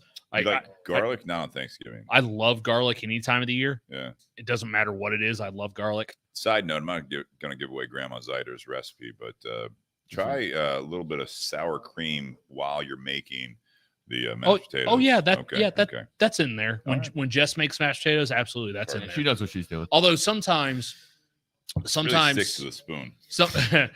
some of my in-laws holiday dinners, mashed potatoes are kind of a letdown because there's one particular cousin that she has that for the longest time would only eat instant mashed potatoes. Yeah. Did not like actual mashed potatoes. It had to be instant mashed potatoes. That's good. It's not the same. It's not the same. I can It's see nowhere some near merit as to it. I good. just, but again, I think that's tradition. I think that's the big part of Thanksgiving. No, literally everyone else in the family likes real authentic mashed potatoes. You just had one cousin that wanted instant mashed potatoes, and so everyone just So they had to made eat outside. No, they just made instant mashed potatoes to appease that one son of a bitch. Well, that's good. Reward that behavior. I'm not a fan of green bean casserole Really? or sweet potatoes. Really? Yeah, I don't like sweet potatoes. They're evil. I don't do baked. I don't do baked beans. I love baked Ever? beans. No, I hate baked beans. Is it the Are bacon you flavor? You're Baked- an American? Baked beans, refried beans, like You just can't- don't like beans. What about, I what love- about, I what love about it. ham and Green bean bean soup? casserole, I baked love- beans. No. I love green beans. Like just green beans on their own. We all know. If you We all follow. exactly. Anyone We follows all- steak night Sundays. I haven't Second wine posted that for a Sundays. while, but yes. Do you even season them? What green beans? Oh, we cook them with a little bit of seasoning and 2 strips of bacon cut up in the What kind of seasoning? This is a real podcast. whatever it is my wife throws in that All right, pot. I'm gonna get back on. My that. wife preps the green beans, and then I'm the one that cooks them on Sundays. Do you not like cream of mushroom soup? I don't actually. Well, there's. I mean, that's a clear indicator. I like mushrooms. I just don't like cream of mushroom soup. Okay. It's weird. You are I weird. think it's a color thing. You probably don't like the gray. Yeah.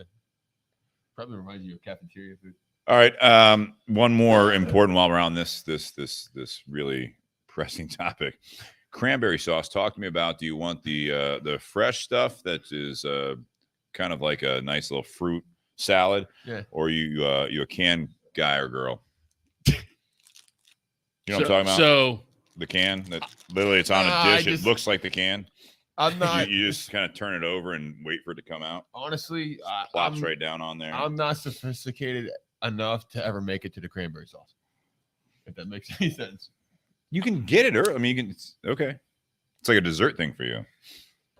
Yeah. Okay. Well, I'm just eating all of the Carbs. sides, All the carbs. all the carbs. That a shit little is bit gross. of turkey, and then either pumpkin pie, apple pie. Tim Dodge says that shit's gross. He's not a cranberry guy. Clearly, Tim's not. Tim, I like both I'm just not tradition. sophisticated. Well, I'm not that sophisticated because I want it to look like a can, and that's what I take a slice off of. I mean, I'm a cranberry sauce can guy. Really? Yeah, it's. And you can appreciate quality. I mean, it's got to be a good brand. Yeah, for sure.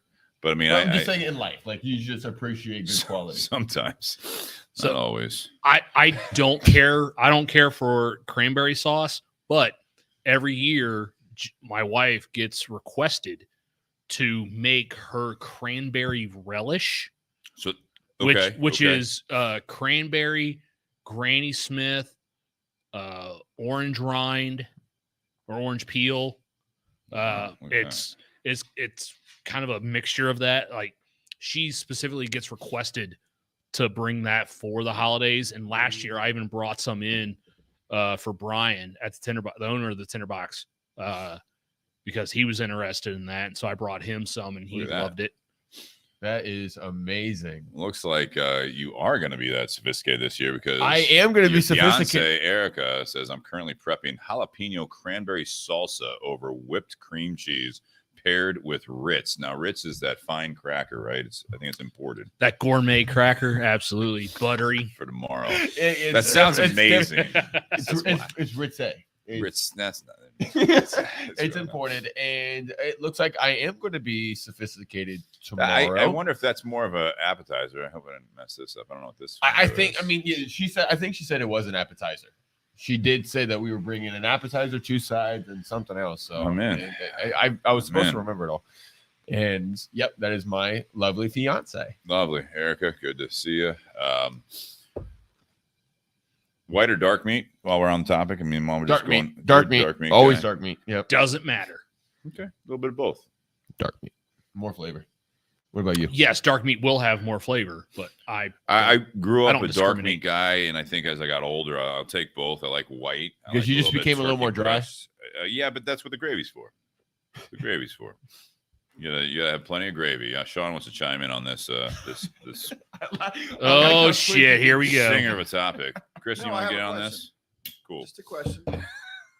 Have you had deep fried turkey? And if so, do you like it better than regular? I've never had deep fried. So I got a couple buddies that Gonna be a are no for me. that are gonna do it this year, and I haven't had it yet, but from heard the it's- sound of I it, heard it it's good. sounds it sounds amazing. Okay. And Look at the bourbon Sherpa currently out here. prepping- I'm currently prepping my Popeyes fried Who turkey. is that? The bourbon. So he is a gentleman, I think. I believe. I mean, I think that's what he goes by. But got a lot of Airbnbs down, and forgive me if I'm wrong, if I'm missing this name, but owns several B&Bs as well as a historic hotel down in Bourbon Country. Oh, nice. Yeah. That's Yeah. really cool. Great guy, great Awesome. guy. Never had a chance to meet him yet. He had offered when we were down there, going down there. The last time we went down to what was it, Louisville? Yeah, Yeah. but that was when initially we were planning on having a larger group than just the two of us. That's right. Yeah, man, that's cool. So we But didn't want yeah, to take him 'cause- up on that. Yeah, but, because his he's been a Airbnb would have. supporter. Yeah, Awesome. his Airbnb would have comfortably slept like 8 Yeah, people. he's like, yeah, it's me. I have a hotel downtown Versailles. So Sweet. Yeah. Well, yeah, definitely check him out as awesome, man. Well, happy Thanksgiving to him. well. Popeyes, though, that sounds good. That's man. If he was closer, I would need a plate. I would absolutely need a plate because Get a that sounds amazing. That sounds amazing.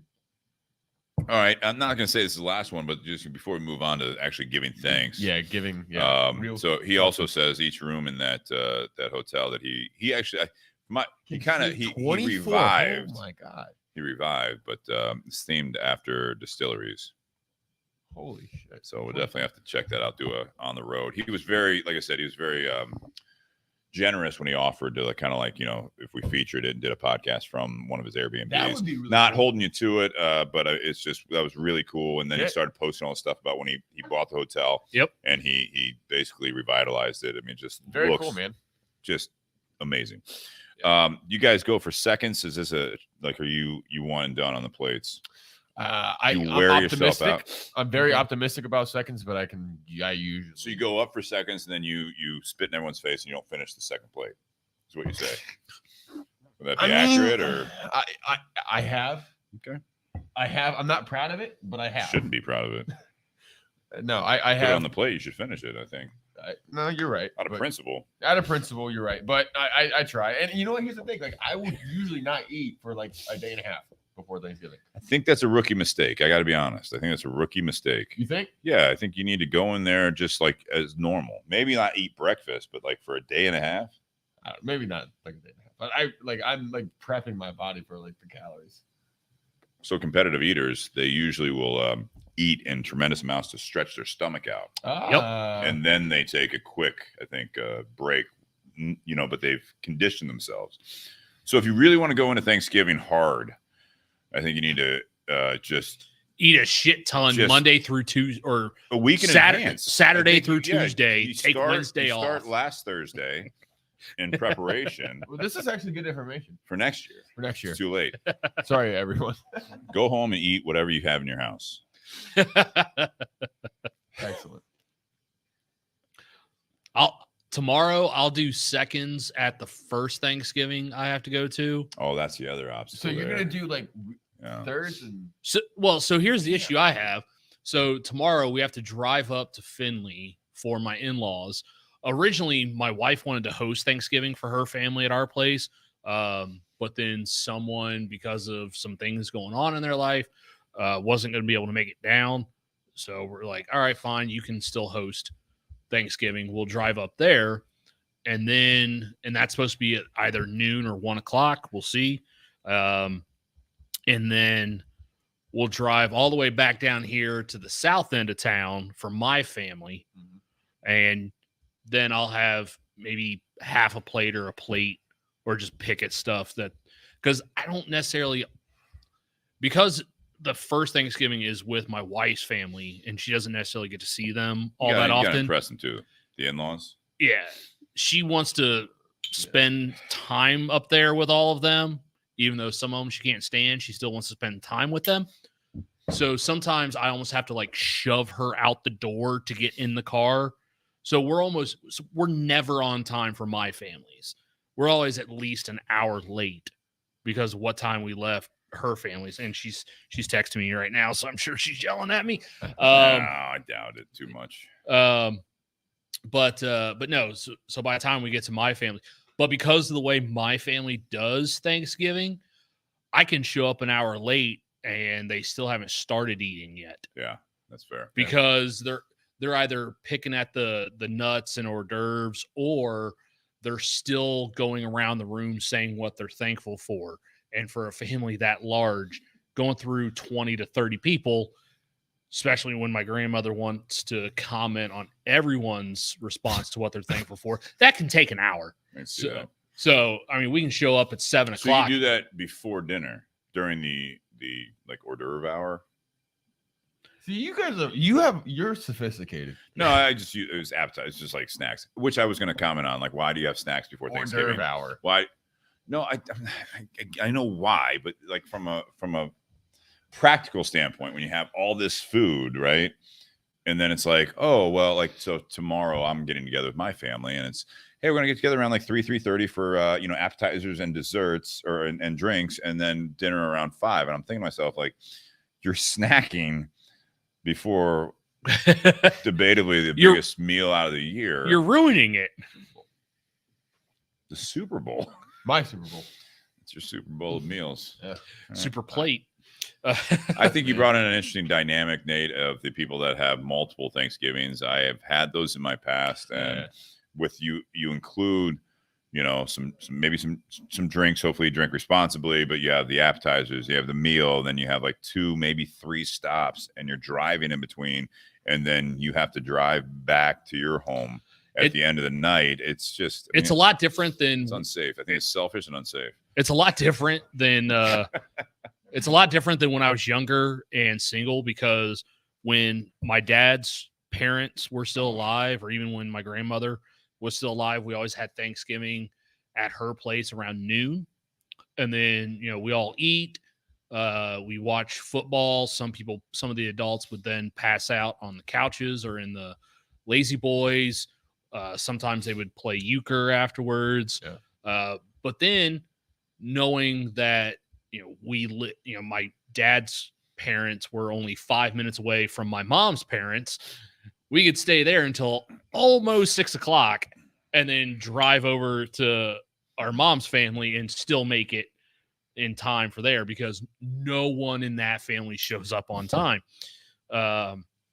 So there wasn't as big a rush.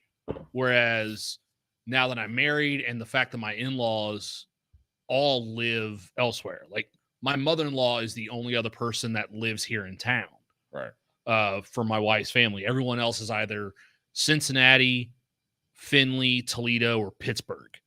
So, we have to drive up to Findlay, do that Thanksgiving, and then can't necessarily hang out and spend as much time as my wife would like to up there. You got to share your time. Because then we got and what we used to try and do when we first got married was we would sit there and say, all right, this year Thanksgiving is with your family, Christmas is with mine, I like that and then technique. next year Thanksgiving is with my family, Christmas is with your family. But then certain members of the family were getting up there in age, and certain people didn't want to miss the potential last holiday they had with that family member. Which is understandable. So we always go to my wife's family for every holiday, whether my family gets missed or not. Because, I'll just stop at that one. You sure you don't want to keep talking, or just I can bring Jess on the feed here? We got Nate's wife, Jess. Thanks for tuning in here. Let's get her up on the screen here. Oh, she knows where you're at. She'll just drive over here if she really wanted That's to. the light just turned on outside. She might be coming in. Speaking of that, I did get a text and also a comment that put up on the screen there. Let's not downplay the importance of a good cheese board. Yeah, we all know exactly who put that one up there. No, I agree with that. Charcuterie. I can absolutely. appreciate that. All right, let me ask you this, guys. I'm going to dive into this a little bit further. You were talking about all the turkey and like everyone getting tired, the lazy boys and all that stuff. I feel as though the bourbon sherbet just put foot If in you mouth. say tryptophan, I Just swear to God. pull foot out mouth. Yeah. I kind of want to dive into that. I think that's a propaganda thing. Yeah, you would have to eat 5 pounds of turkey for tryptophan to have any effect. Which I think some people do. No. I think it is the carbs. I think people it's blame just- it on that because I don't think anyone thinks of that when they're having a lunch of a turkey sandwich. You know what I'm saying? I think that's bullshit, and I think it's something that people have trumped up, and they blame it on that. The fact that they're eating way too much, drinking too much, Well, and then they fall asleep and like, oh, it's a turkey. It's like, no, it's just because you stuffed yourself. it's because scientifically what is happening is your body is using all So of then the you stuff your. Oh, Jesus. No. Oh my God. What is happening scientifically is your body is using all of its energy to break down the food you just ate. So now you no longer have any energy to stay awake. But then when you take that nap, your body digests all that stuff, and now you have all that energy once you wake back up. No, on that topic, when I first, so this is going back almost 10 years ago. So I went from 240 to about like 185 in a year. That Thanksgiving, I barely made it home because my body, because I was on such a strict diet, and I was like, oh, I'll let myself go a little bit. I pulled into the driveway and barely got to the couch and just passed out for like hours. My body was like, what did you just do? Now I'm more conditioned back in the norm where I'm back up in weight a little bit, but it's like, yeah, I think it is because of all the carbs, Sean, to your point. I think it's the carbs that you deprive yourself of. I think the turkey got a bad rap. Absolutely did. They blame the turkey for everything. It's like, no, because you literally just What do stuffed you your think was behind that, PETA? PETA's not that smart. Wow. I didn't think you were going to go that way. So what do you think? PETA's a bunch of assholes. Anyone who actually gives a shit about animals knows PETA's a bunch of dicks. All right. How's his whiskey looking over there, Ryan? We've got a whole nother bottle over We here. still got this one too. Speaking of cancel culture, Bring it on, PETA. I dare you to say what I. about cancel culture. I'd rather not talk about cancel culture, but I am thankful that Thanksgiving was not canceled, which that was a holiday that was really on I think the radar. Was it really? Think about it. It still is. Think about it. What was the tradition of Thanksgiving? Why did it start? When you Honestly, grew up, it was the Pilgrims, right, and the Indians. Getting together for a feast Yeah. to enjoy that year's harvest. I don't think it went that way. I think we hallmarked the shit out of this holiday right here. This is Thanksgiving 2.0. Yeah, it was a little bit more accurate too in the second Addams Family movie. I think this is something that when like a kid asks, like, why do we celebrate Thanksgiving? You don't even talk about that stuff anymore. That's because No. we've all, it's a family tradition. We get This is together when and we give for thanks. this stuff. Yeah. Nothing to do with the harvest and the pilgrims and the Indians. No. Yeah. Smallpox blankets. All right. Nate's on one tonight. Let's go. How much Black Rifle coffee do you have before the show? French. Yeah, I get it every month. All right. I tried it. It was okay. Lou's getting in here. My God. Here we go. Lou McGinnis. I saw him comment He has earlier. a acronym for PETA, which we probably shouldn't repeat on the air. This is interesting Thanksgiving You guys are show. gonna get shadow banned. You know that, right? We've already been. Our views have been down. So share, like, and review the show. Exactly. Watch on YouTube and listen and all that good stuff. Question. Boyd says, question for Ryan. What is a different cigar for a person that likes Maduro leaf? Oh, I just commented. Oh, you did? If you like Cigar Maduro, question. Aroa CBT, because it is So all Maduro. yeah, I mean but it depends what you typically enjoy, right? There's the market is so broad. There's so many boutique blends, and there's so many even core line blends that a lot of people haven't tried. But something that I like for a Maduro leaf would be anything from Aroa, but specifically would be the Aroa first 20 year. Yes, Maduro. Maduro. Absolutely love that smoke. I think It's my favorite Aroa. Yep. And it's a slight box press, or more of like an oval press, if you will. It's just, to me, if I can compare it to anything, it'll be a Padron 1926 Maduro.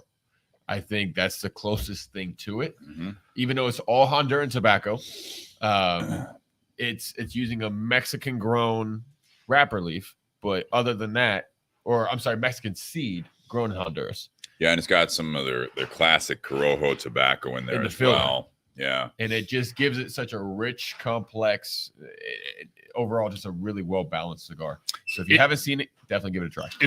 If you're someone who likes Maduro tobacco that's not necessarily full body, one that comes from our sponsor would be the Onyx.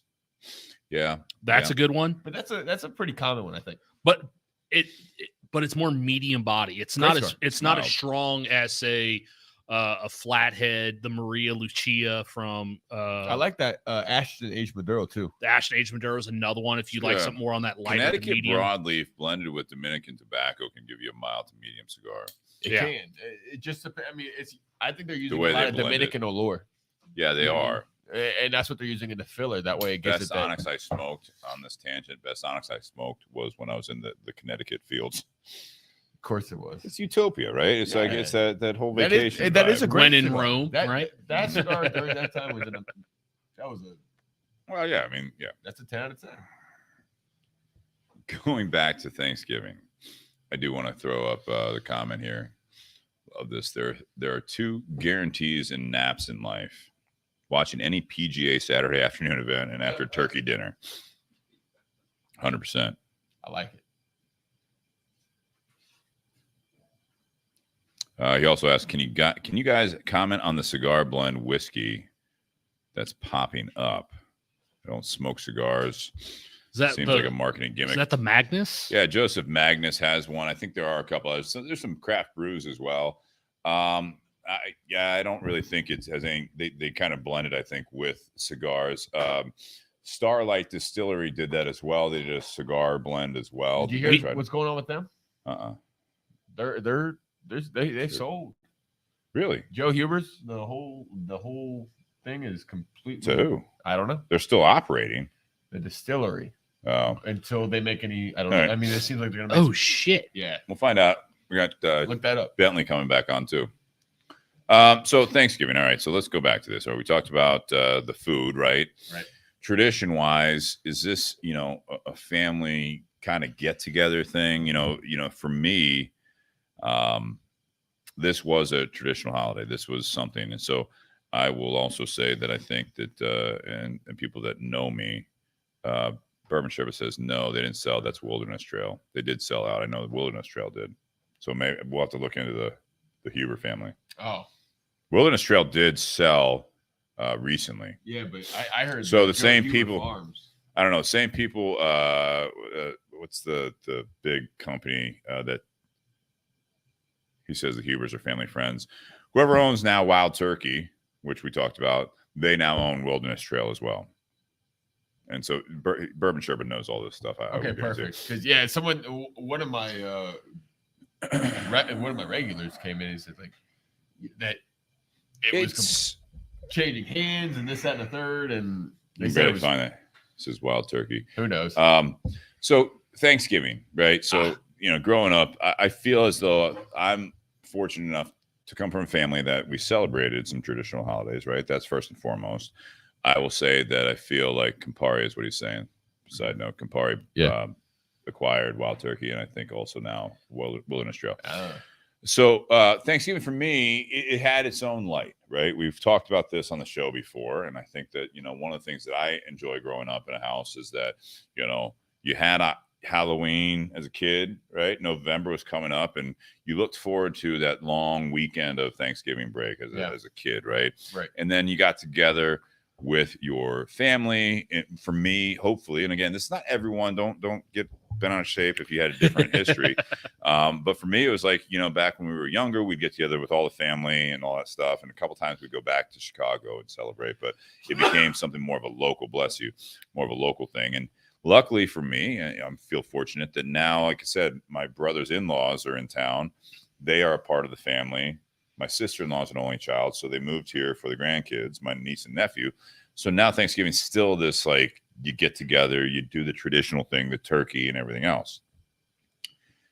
With you guys growing up, did you guys have something like that? More of a tradition of that? I feel like Thanksgiving, I get, this is a side note here, is that I think that Thanksgiving has been kind of just left behind and just left in Christmas's dust. I agree. Yeah, 100%. No, so growing up, my family works. The majority of them are retired now, but the majority of them worked in law enforcement. So Thanksgiving's a tough one for that. Thanksgiving was tough because no one's off. Nobody's schedule was. That's a big day. Maybe a couple of them were able to get a shift off, or to be able to pop in for one of the dinners. But other than that, the majority of the time, my family, they worked, especially my mother. So for me, it was something where as a kid, we were still going to our families, whether or not, my mother could make it or not, we still went. Oftentimes she was able to pop in for the very tail end of it. But Thanksgiving to me was never as important as Christmas was, just because for Christmas, the family was always together. So for like being in law enforcement, like some of them had to work on Christmas, I'd assume too, right? Yeah, especially earlier on in their careers. I think as you get more senior on. But I'll tell you, I mean, I think what my family did was they saved all their vacation time, and they made sure that they requested it probably ahead of time.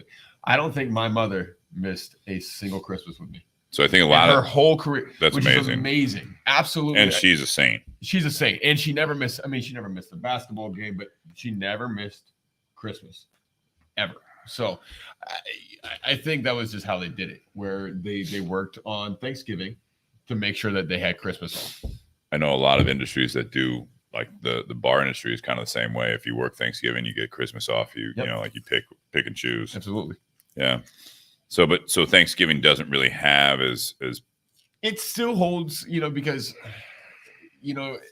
I love this time of year, and I love to be able to fall or just the holidays just or the holiday Christmas season, or the holiday season. Okay. It's really the only time that I get to see my my relatives. I don't. Other than that, I don't really get to see them very often. Everybody's busy, and the older that we're getting, the more I think everybody's kind of doing their own thing. It's not like the families distancing themselves, but there's just a natural distance with the family because everybody's moving and getting careers and doing their own thing and getting married. And, it's nice to have some time to be able to come back and just get together, even if it's just a couple times a year, that, you're able to touch base and still. So I think that's the importance of the holidays, though. I think that's something that, Nate kind of touched on there, is that as the kids become, teenagers, 20-some-year-olds, then they start, getting married and having kids. and you're combining the family traditions, it is something that not everyone's able to make it to stuff, right? So it does change as you get older. Yeah, I remember when I was like 15, 16, 17, like around that age, it was almost like annoying. You know what I mean? What was? Just having to go to all the different houses for Thanksgiving. What age? Teenager. Yeah, well, you're a teenager.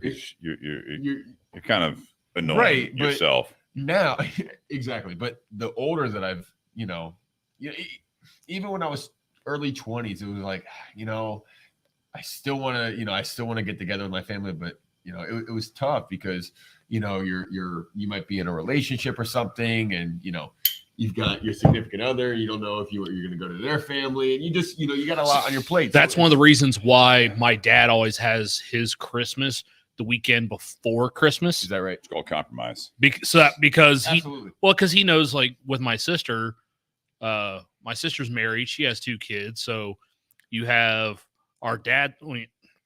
Since the matriarch of my dad's family's passed away, our side of the family, my dad's side of the family, no longer gets together as a family for the holidays. We get together with our dad. Yeah. But there was a time when my grandmother was still alive and my sister was married, where they would go to our dad's family, whether it be Thanksgiving or Christmas, go to dad's family first, and then go to her in-laws. Mm-hmm. And then at night was going to our mother's. So there was 3. And sometimes on her in-law side of the family, there were 2 different sides getting together. There were 2 different families getting together. Like, one was hosting, another one was hosting.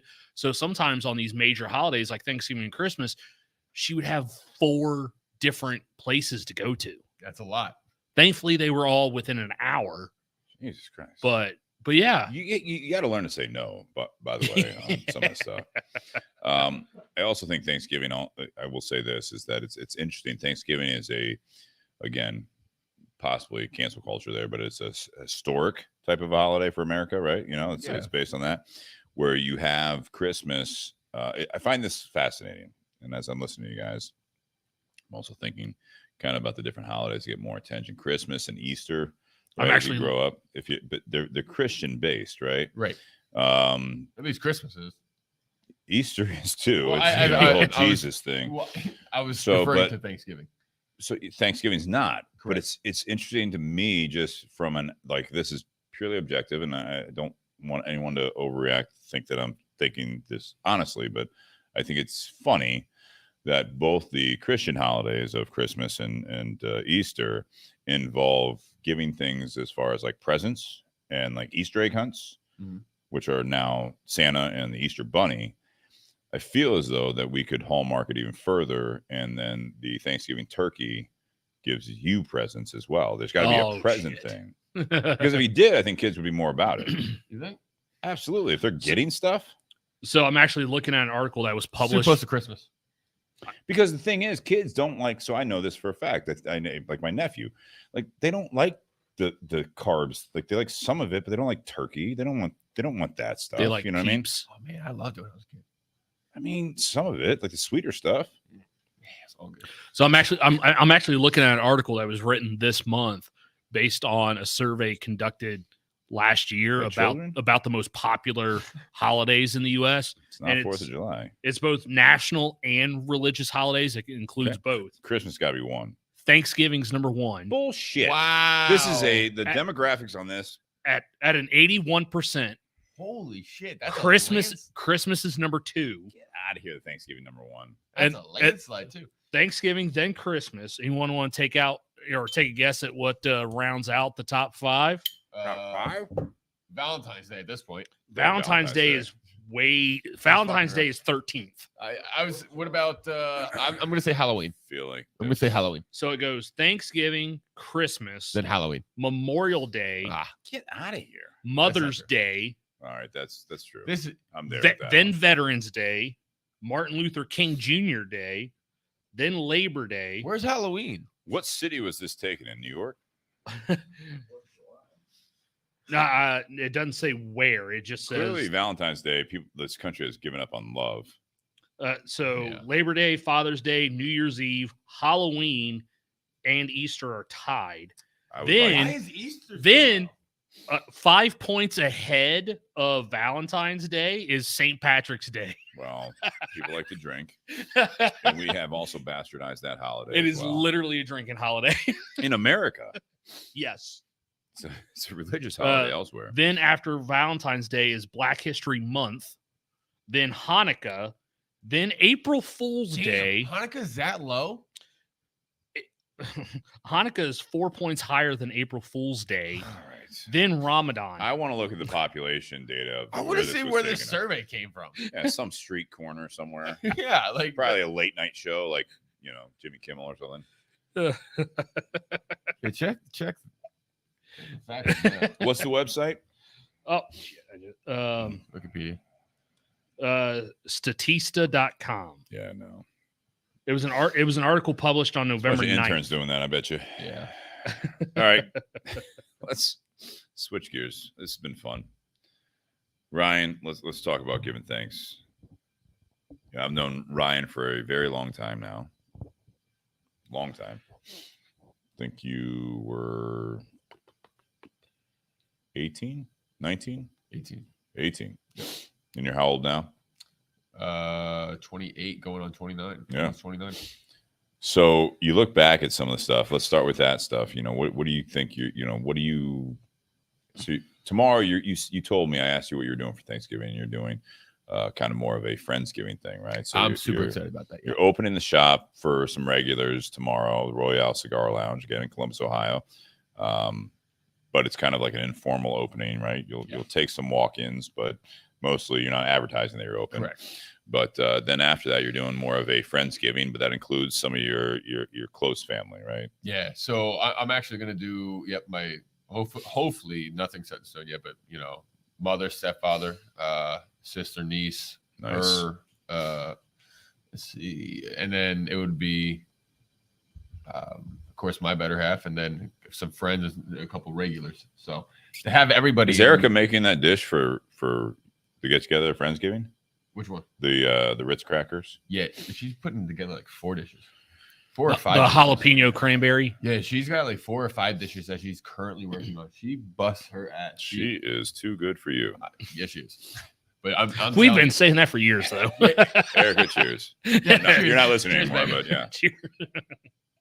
Yeah, no, she busts her ass. It's but this is going to be an exciting year because this is the first time that my family's actually meeting some of my close friends From the shop.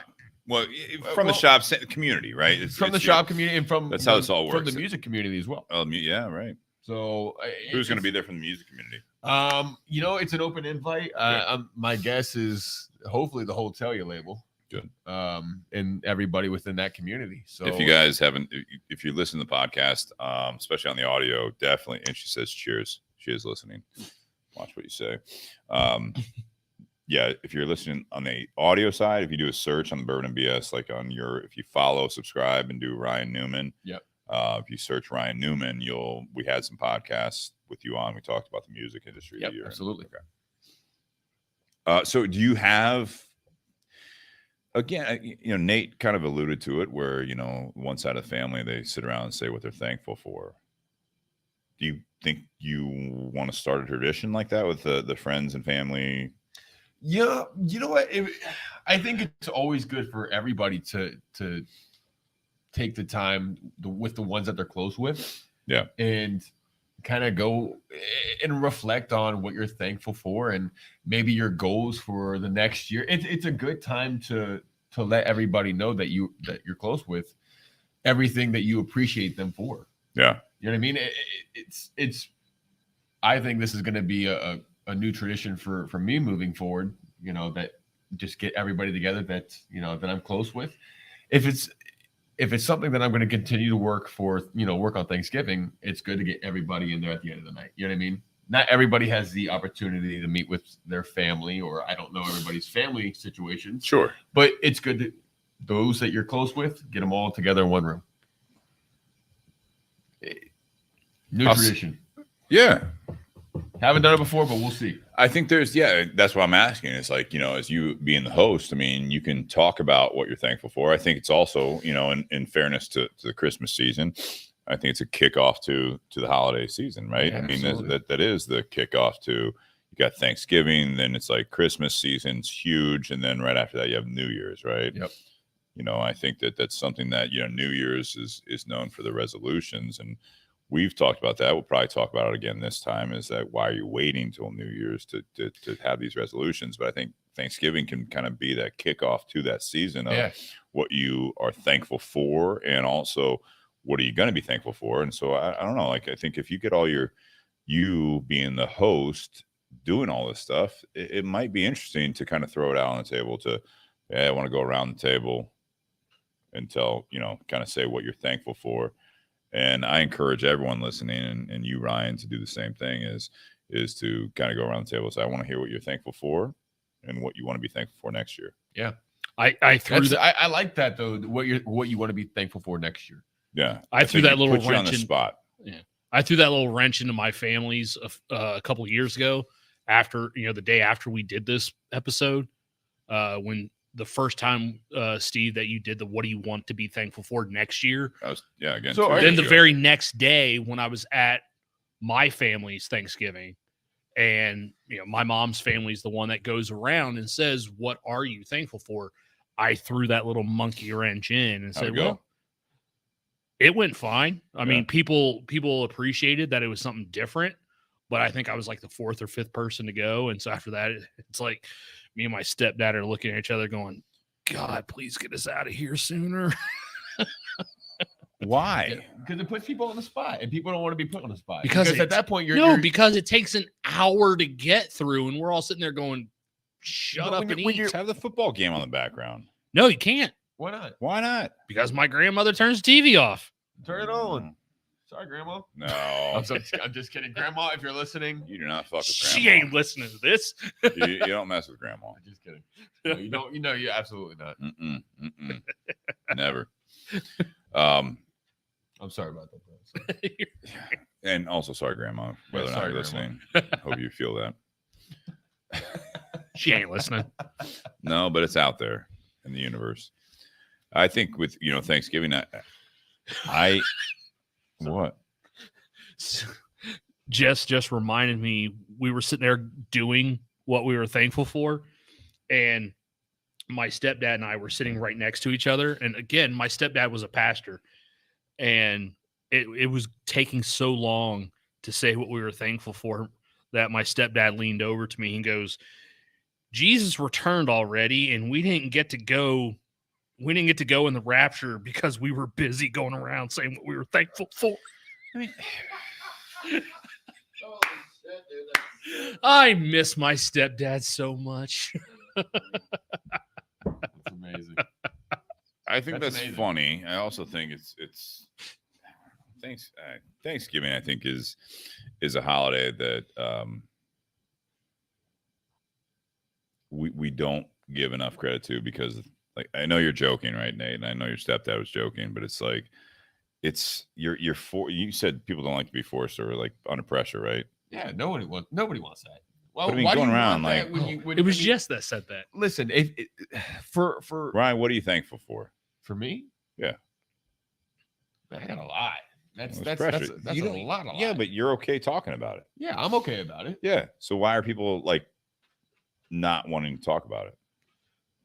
You go around and say, "What are you thankful for?" I mean, I understand like I think it- teenagers well, I and the think it young reveals- ones. They're I like, think it- "Oh, I'm thankful for like I think it reveals. Do you feel like there's a honestly, one-upping? It reveals what people truly appreciate in their life, and if you were to say something that maybe you're saying you're talking to your family here, you're talking to your grandparents, your aunts, your uncles, your immediate family, and everybody's judging you what you're saying. So if you say something, why are they that's out of judging line- you? I mean, I'm saying No, I know. I'm You're not not saying wrong. that- I'm saying, I'm not why saying would people that they- judge people? I'm with that, but I'm also saying that not everybody's priorities are necessarily aligned with each other. Sure. And not everybody's what somebody's thankful for. I can be thankful for something very minimal, but it can mean a lot to me. And Yeah. you know, I mean, it could be something as like, oh, you know, I'm thankful for my, you know, my 2 dogs that I have at the house. You know, when I'm able to come home and I'm able to, you know, after a long day of work and see them and unwind, and I'm thankful for that. Like small things that someone can mention. I love but it. I like it too, but maybe someone say, well, what about the rest of your family? Or, you know, aren't you thankful for a great family that you have? It's just, Interesting. you know what I mean? People might judge, and that's just an example. No, I think you're absolutely right. I mean, But that's the I think depending upon how, you know, how serious you want to really be with it, you know, how deep you really want to go with your family, what you're truly thankful for, some people can maybe pass off judgment. And I think the best way to do that is to go around the table and then you can actually judge yourself when you say, like, I'm thankful for, yeah, I agree. you know, my dogs and all that stuff. And I think everyone lives a different life, but if someone else says that, you know, like something super like serious, like, I'm thankful I beat that, you know, that disease that was going to kill me. And you look at it as like, I said I was thankful for my Shit. dogs. Like, Yeah, geez. like exactly. Like, holy shit. Can I change my answer? Exactly. I'm thankful That's that it. you beat that disease that's going to kill you too. Like I want to take I still love my dogs, but I want that. That would happen at my Yeah, family. I'm sorry. That would Yeah, happen fucked at my up. I shouldn't family. do that. Yeah, like, That's the kind of thing that happened at my All right, family. exactly. So you can Because my You- grandmother, that's what I'm talking talking about. my you're grandmother wants to entertained, interject no. after All everyone. right, so let's change this. You can start, like, Ryan, you're starting a new tradition here, and that's why this is a good brainstorming I like session. this. I like this. Yeah, So, I do. so you either, like, you know, you not redo cards, but like some sort of a, like, you That's have cool. like everyone gets like a A like redo? a, Like a one redo? Or yeah, like a redo or like mulligan. a mulligan. Yeah, exactly. that. It's like, so you have this, like, all right, so I'm gonna pass out. Everyone gets a card. You can use playing cards. They don't have no face value, right? But it's like everyone gets a card, and I want you to be honest of what you're thankful for. And as we go around, if you feel as though someone else's thanks for what they had inspired you, you can put a positive spin on this, that inspired you to redo your, like, Play your card. oh shit, like, I didn't know we were Yeah. doing that. Everyone's got a card. Like, Yeah. I didn't, I like that. That's I didn't know cool. we I were like going. that. That's interesting. I didn't know we were going that deep. Yeah. Shit. Yeah. But it's all relative, though, right? You know what I mean? It's like, how deep do you really want to go with your family that you might not see all the time, and you're Oh, I trying could- not, like, you know what I mean? Like, I could hurt some feelings going around saying what I was Well, thankful let's for. But I not, have- I let's mean- not be vindictive here. you know, and I have a lot to be thankful. This is actually like this is the first Thanksgiving for me that I've been engaged. So this is Yeah. a really new, like, exciting time for me. Like, this is I get to spend it with my, you know, my better half's family as well. And it's actually, like, expected that I have to go to now 2 different families. And And is this the first time you've done that? Like, you've gone to her family's for? no, so we've gone in years past, but Because now you that guys it's, have been together for a while. 4 years. Okay. Yeah, so now that it's, like, official that we're engaged and the families are going to be merging, it's just, it feels more like official. You know what I mean? And it's just an exciting time. This is, like, even though it's not going to be a traditional Thanksgiving this year, it's just so exciting that I think that's okay. I mean, again, Oh, of as you course. said, as life moves on, you don't always have to, you know, you're not the kid where you're going along with when everything was like, if you had that, you know, Yeah. you go over to the grandparents and all that stuff. You know, this is a new tradition, but I think there's a lot of value to that. I agree. It's a new chapter. Yeah. It's a new chapter, and it's everything that I've wanted. This was something that I've wanted for a very long time. Sean, Yes. I'll start this off as we're getting to this, you know, part 2 here. What are you thankful for? Let's go around our Thanksgiving table here with the wild turkey. Okay. I think we should switch over to that. And You know, because I Wild think turkey. that, you know, we can, switch bottles. We got some wild turkey on the table. So we got turkey on the table, just like every other Thanksgiving, right? uh-huh. Wild Turkey 101 rye. So I'll kind of direct this. Sean, what are you thankful for? This year, in particularly, just finding a way to overcome my mental health issues. That's big. That's awesome. Yeah, and I will say right now, I've been struggling for the past month or so with mental health. Like, I feel the depression coming on, but because of what I did at the beginning of the year, spending a lot of time with a counselor, and he gave me tools to help combat that. I haven't gotten as deep into the depression as I used to get, where I become suicidal. Mm-hmm. And Thank you for sharing that. yeah, and that's one thing where, like I said, it's still a struggle, it's still a battle, but it doesn't get that bad anymore. Good. And I still, there's days where it's worse than others, but I still go back to what I've learned earlier this year. So that's kind of what I'm thankful for. Hey, man, that's What do you want to be thankful for next year? Ooh, kind of maybe that same path, and just want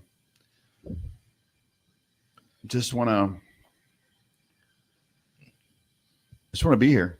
Want to be thankful next year to be present, to be alive, to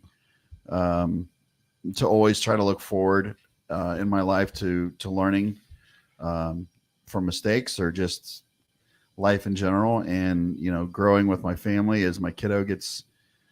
God, they're going to be 15 in March, and they're going to be Molly's going to be 15. Yeah, and they're going to get a learner's permit here fucking soon, which is just Scary. Which is good, but Teresa and I are excited because then we can start. We got a chaperone. We can dress in a driver, so we can go out and get drunk and then come pick us up. Not with the learning permit. That's got to be No, next no. year. That's the next year. That's 16. No, I know. 16. No, but we're 16, going you to can train get him. We're training him quick. That's perfect. Yeah. They just have to know how to get good from the parenting bar right to there. the house. Right. Yeah. I like it. No, but You could also give her an Uber account. I just think that, like I said, when I was fighting the depression, I wasn't as present with my family. And I think next year I'm going to focus more and be more grateful for being more present with my family. I like that. Yeah, absolutely. Man. Yep. What are you doing for Thanksgiving? Buddy of mine I've known since first grade. He lives in Clintonville. He always has people over. And then on Sunday, I'm going to my parents to just kind of Thanksgiving there with my Nice. family. So yeah, thanks, man. Absolutely. Thank you. Nate, how about you? So What are you thankful for? I'm obviously thankful for Jess, my wife, and some of the things that we've been able to do over the course of the last year.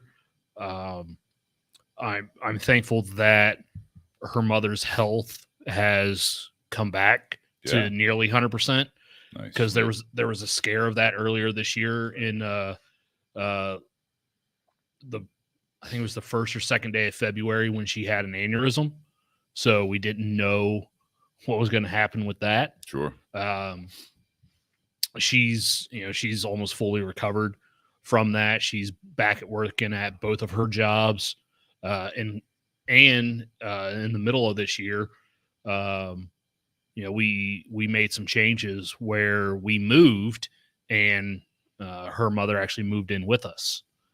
So that's been a huge change, and of course it's presented some challenges, but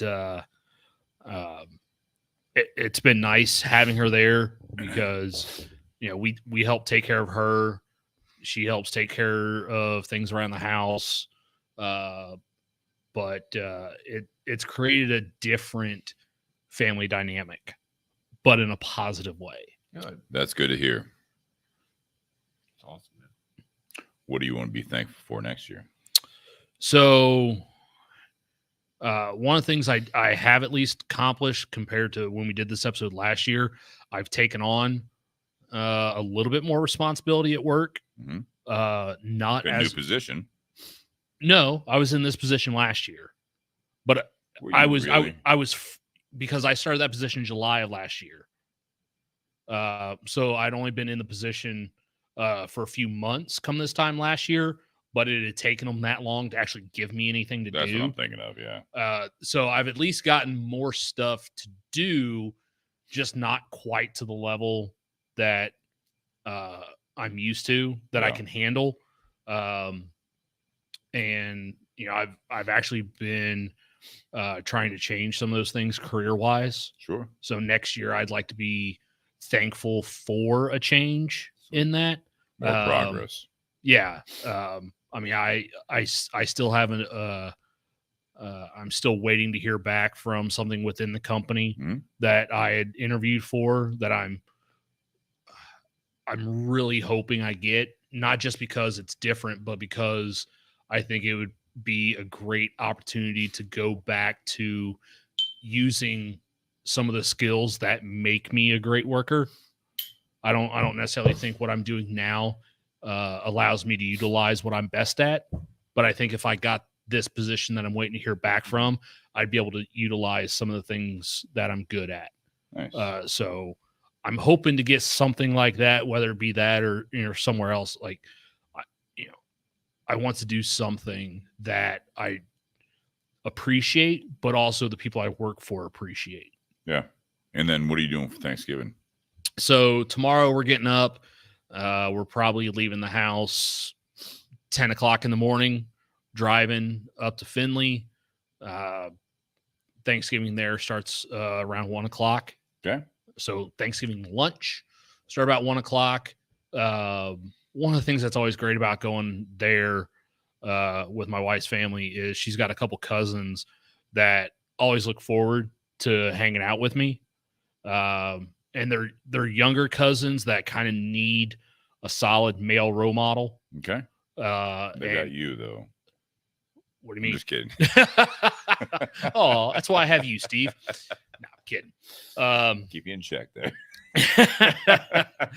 Oh, I'm sorry. I couldn't resist. No, it's kind of frustrating sometimes because, like I said, Jess had wanted to host Thanksgiving at our place this year, but there were some logistical issues where certain members of her family would not have been able to make it down. Mm-hmm. So instead, we're going up north, so that way those family members can be there. Yeah.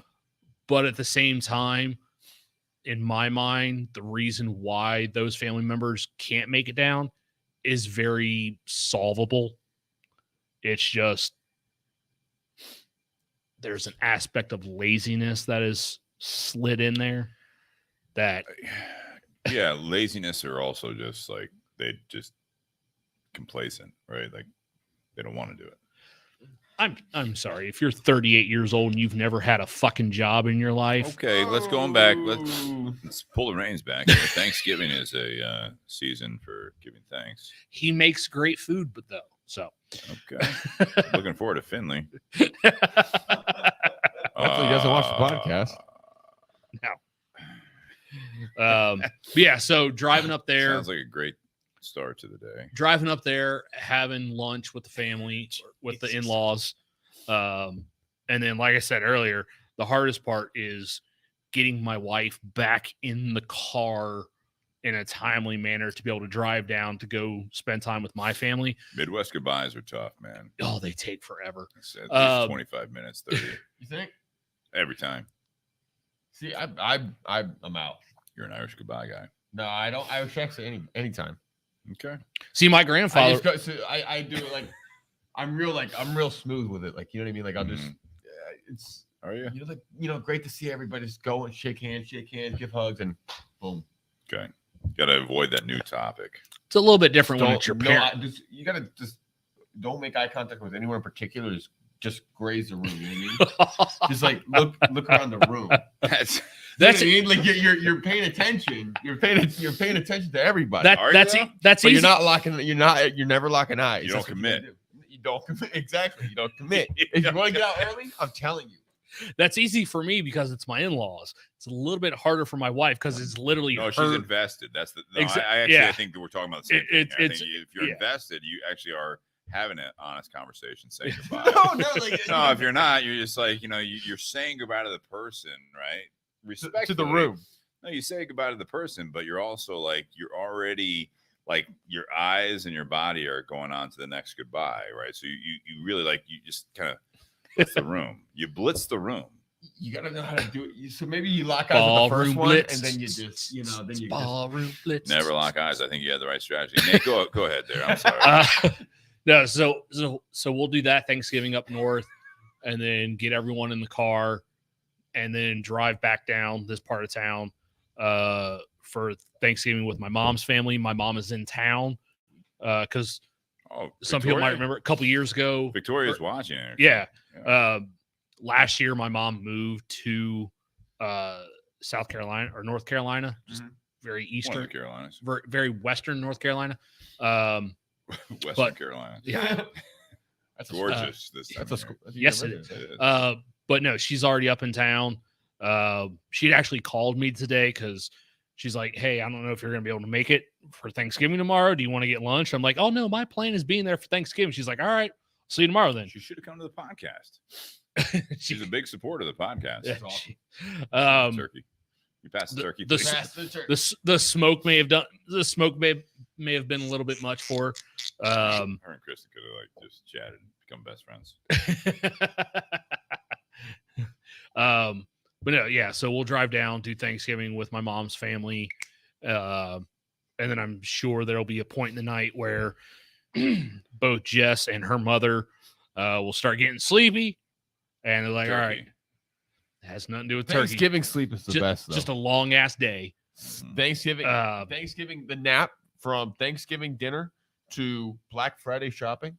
Okay. Is the But best. well, see, Another topic. yeah, we'll go home and then go right to bed probably, because then Black Friday, and normally I work at the shop on Fridays anyway. Yeah. I'm going to be there a little earlier just in case there's rushes and And to catch those deals. need an extra. I don't do shopping. Stop. I don't do Black Friday shopping anymore. Come on, man. My favorite though was, and I kind of missed this. Different. Um, from that. I had some friends that on Black Friday, their family tradition was to go rabbit hunting. And there were a couple years where they invited me, which I absolutely loved Of course you because I don't really go out. You are so Midwestern. I know I don't really go out and Oh, do yeah. much shopping because I always buy shopping presents in advance. I don't wait until after Thanksgiving. But then after I got done rabbit hunting, my sister had called me and she goes, "Hey, can you meet me at the Best Buy on Stringtown Road?" I was like, "Yeah, sure. I'm heading that way. I'll meet you there." And literally I walk in and I'm wearing Carhartts Sure. that still have Blood all over you. Yep, there's blood on them. Like I And- said, Goddamn murder scene. and literally there was someone that looked at me and goes, "Oh my gosh, like what happened to you?" And I just looked at him and was like, "I really wanted that TV." Ryan, how about you? So after Nate murdered someone. Yep. Yeah. Something. What about it? What are you thankful for? Sorry to cut you off, Nate, but man, I think that was drop the mic. I- Yeah. So I showed up I at Best forgot what Buy we were with even blood all talk- over I me. really honestly forgot what we were don't have talking to about leave. up until that point. That's insane. No, I'm thankful for Don't check my trunk. is What Nate said. a lot, man. This has been Been a good year. a great year. Good. This has been a year that I think I've grown a lot in my personal life. I feel like I've grown a lot in my relationship. I feel like things have grown at the shop. You got engaged. Yeah, man, I got engaged. I can't believe that. I mean, Some of us around you can't believe it either. I know. I mean, Long listen, overdue. Long overdue. She was the one from the very start, but after a string of just Uh, it's refreshing. You know what I mean? I'm in a great state in my life. This is Good. the first time that I think been so solid. And a couple hiccups here and there. Throughout the year with some mental health battles, but just being able to get yourself back on the right track, know how to get yourself out of the hole that you're in, and just get back to work, get back to business. yeah. I'm very thankful for this new family that I have. They all, they take care of me. They have my best interest in mind. Yeah. That's huge. Yeah. We miss you at the tinderbox. I miss it there, man. Proud of you though, for sure. Yep. What do you want to be thankful for next year? I want to be thankful for the same thing. I want to be thankful for growth. I want to be, both career wise, music wise, relationship wise, just everything, and I think Is there a wedding date? Not yet. Okay. Not So yet. it may or may not be in the next year. It will be 2023. It's Absolutely. next year. Yeah, so it'll be 2023. But what the date we don't know just yet, but it will be this year. We have a lot of plans, and we need to get this, get this chapter on and and move forward. And we really don't want to spend a whole lot of time, on the wedding. It's not going to be very big. You know what I mean? It's going to be more like, close friends and immediate family. It's about you guys. Exactly. Yeah. Have it small, intimate, get it done with, and on to the next chapter. So, but we're excited. But yeah, so we got that obviously to look forward to in 2023. So next year, do you think you want to be thankful for being married? Absolutely. I mean, Having a wife? That's a given. But It's not a given. I think that's covered in growth with your relationship. Sure. You know what I mean? That's growing, right? Like, I mean, that's the next chapter in our life, and I want to continue to her and I had a conversation a few days ago where I told her I feel like we're stronger friends than we've ever been. Yeah. Like I feel like that's so impactful. That's so important. That's huge. I want to continue on that path. Yeah. Because everything else is going to fall into place. Everything. As long as we keep each other as a priority. Yeah. And, like I said, she always has my back before anything else. As long as we keep ourselves, each other as a priority, and, we're able to adapt and grow together and remain friends. Yeah. It should be a breeze. I think at your Friendsgiving tomorrow night, I think you should start. Yeah, absolutely. Maybe kind of work on that speech, that's from the hip. I think that's great. Yeah. But I think if you can hone that in and just kind of give, first of all, you're going to get super big brownie points from Erica. She might still be listening, but so she already has that. But I think people will get a lot from that. Yeah, I think so. They won't have to use that card you give them, to come back. Come back to me. Come here. I'll tell you, a lot of my friends, a lot of my close friends are in the same boat as me. We just got engaged. That's exciting. All in the same time frame, which is, we're going through this together. That's fun. Super fun. It's exciting. We're planning weddings together and weddings together and, everything. It's just to be able to share that experience with friends that are going through the same thing. It makes it so much easier. Well, yeah. When you're I tell you, man, having the similar questions and you're having planning a wedding is, it's fucking expensive and bitch. Well, it can be. It doesn't have to be. Just it's about you and everything that goes on with it. I know. So I can tell you, I can tell you from experience with us. Oh my God! When Jess and I were planning that years ago, for the two of us, that was pretty easy for us to work through and decide on things. The hardest part was all the people around us throwing in their 2 cents. Yeah. Absolutely. Oh my God. And she's the one that's this doing is the majority ours. of the planning, Y'all right? just shut the fuck up. She's the one that's doing the majority of the planning, and she's getting that from, I think, certain people in her life to where they're throwing in their 2 cents, and she's quick to just cut it off. Good. Which is good because you got a good girl right there. Oh yeah, she doesn't back down for anything. If it's about her and about us and about typical weddings, about 5-6 hours tops between the start and finish, right, of the actual event, right? And that's including reception, though, right? Absolutely. Yes. Ours are, unless you're Catholic, and then you're at 8 hours. Yeah. Luckily, you're not Catholic. Not so trying to offend any Catholics out there. I'm just saying I went to a Catholic church growing up. That's cool. So does she. You're not practicing though. You're not having mass at your wedding, are you? See, that's what I loved about having. You might. Uh-oh. Right, well, That's what I loved about. Just let me know if I'm invited, and then I need to. Are you gonna do mass? Or what is it? I'll be there. No, one of the things I loved about having my stepdad. Oh, boy. We'll bring our own wine. One of the things I loved about having my stepdad officiate our wedding was I had seen him do enough weddings. I knew he was pretty quick with things. So from the time all the groomsmen and everyone started walking down the aisle up to the altar to the time we said our I do's, kiss, and we're walking down the aisle as a married couple, start to finish, 12 minutes. Really? Solid. That sounds like that's good. Now that can fit my attention span. Now you had, obviously before that you had a bunch of hours. obviously before that, you know, Why are you trying to rush? Why are you trying to rush your wedding? no. Before that, my wife and her bridesmaids, they're doing hour and a half, 2 hours It's max. like a gerbil. I understand. no. Before the wedding, my wife and her bridesmaids, they're doing pictures. Me and my groomsmen, we're Sure. doing pictures, Sure. obviously. But then literally they started with me and my groomsmen doing pictures. So then we were literally up in the loft of where we were getting married at, Yeah. and the four of us were sitting around a table playing poker while all the ladies were doing their pictures. Then was the wedding ceremony, which obviously, you know, people coming in, all that stuff. So a half hour maybe for all of that. And then pictures afterwards, and then just drive right down the street to where the reception was. And then we're at the reception for a couple hours. Like it was Sure. fairly quick. I mean, start to finish, long day, but it was painless because we had everything planned out, and we were also sitting there going, I'm doing this is what we have planned. I don't give a shit what your opinion is. This is what we're doing.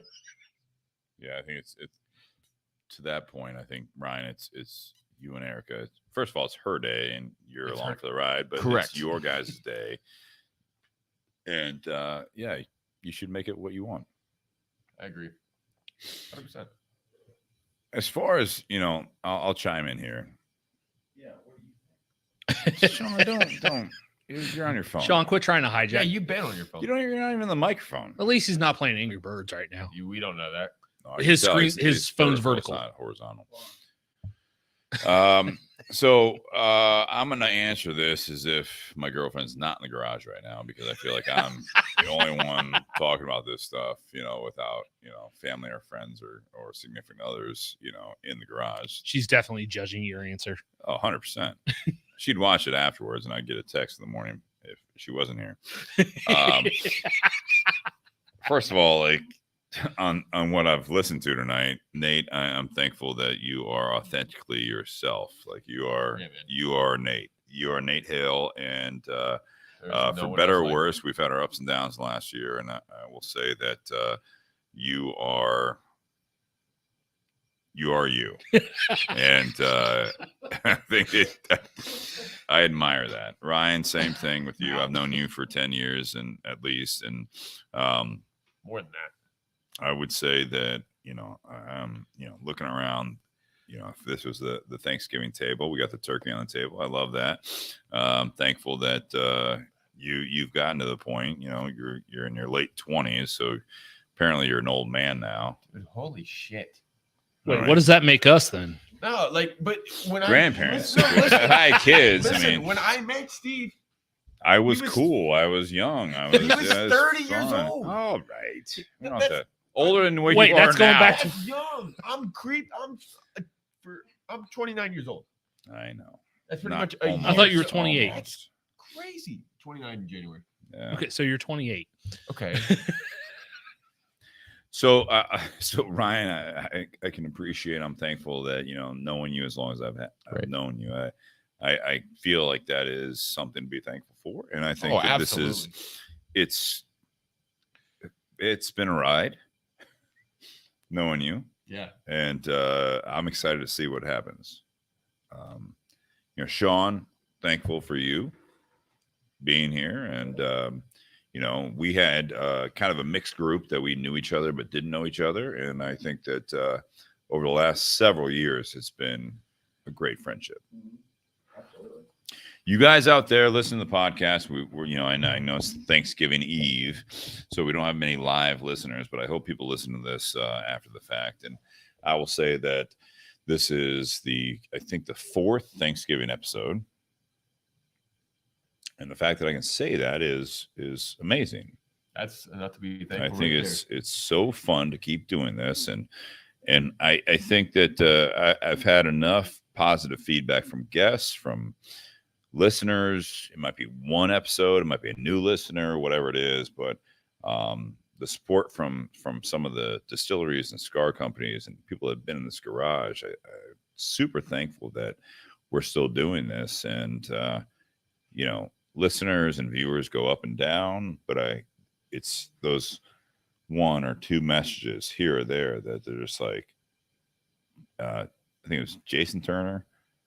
He commented this big thing. It came came on. Boyd Collins last week was like, I just stumbled upon this podcast, and it's Really? like, yeah, he's just like, he was active on the. he was active. He's just like, what are we doing? Like, I love that. Ryan Jones, same thing. I love that, and so I'm thankful for that. Basics. I'm thankful for the fact that I've been able to the basics, right? Roof over my head. Yep. Those types of things. A lot of people really like just breeze over. I have a roof over my head. I have a job. I can eat every day. I'm thankful for Tony, my dog, and it's no matter what life brings at you. Is that the last year has been so great with all that stuff, and I'm not going to comment as much. I can, but I'll probably get choked up. But with Kristen being in the garage, is that this has been a great year. Yeah, man, you deserve it. That's something that's something me and Jess were talking about before I came over here. Sure. Like just how Thanksgiving has changed. Yeah, but for you over the last year, few years. I know. Well, I've been drinking, and she's here, so I would say something a lot more probably if it was early in the podcast, and she wasn't here. Think about how they've been in the years past, though, and what it took to lead to that. You know what I mean? There's been good, there's been bad. Right, Yeah, absolutely. Ups and downs, and when you're at your lower points during the holiday season, it normally hits you a little bit harder, right? Sure. And it leads to be thankful for what you have now, because when you realize what you have in front of you and everything good that's happened to you this year, it makes you so much more appreciative. So that's where I'll lead into that thought process of what do you want to be thankful for next year. Is I think that is a proper gut check for people that all they think about is what they were thankful for last year. Is what you said, Ryan, and was right on point. The fact that when you're in your down moments, you really have to struggle what you're thankful for. Mm-hmm. And you kind of scrape the bottom. I'm thankful I'm healthy. I'm thankful for this and all that stuff. And that turns into the new you, which I appreciate that. But, what I want to be thankful for next year is your guys' points is I want more of the growth. Yep. I want to have a healthy lifestyle and have people around me. I want to have Kristen around me next Thanksgiving. And I look forward to new traditions. I look forward to these things that you don't even know is coming. Yeah. But if you have that mindset, like with you, Ryan, is like, I look at that as what I want you to be thankful for next year. If I can use that card, I'm going to use my card differently. I don't want to change my response. I want to change your response to a point that is like, I really want you to sit back on Thanksgiving of 2023, hopefully, or 2024, whenever it happens. Yeah.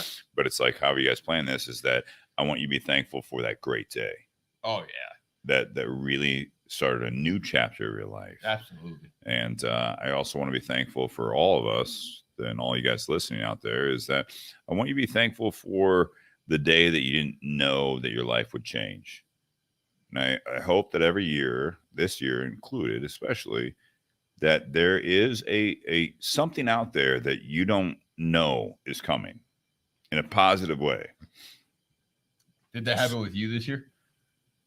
She's sitting right there. So I want to say that you don't know what's coming. That's right. And I hope you guys really are thankful for that moment. Absolutely. And appreciate that. Yeah, man.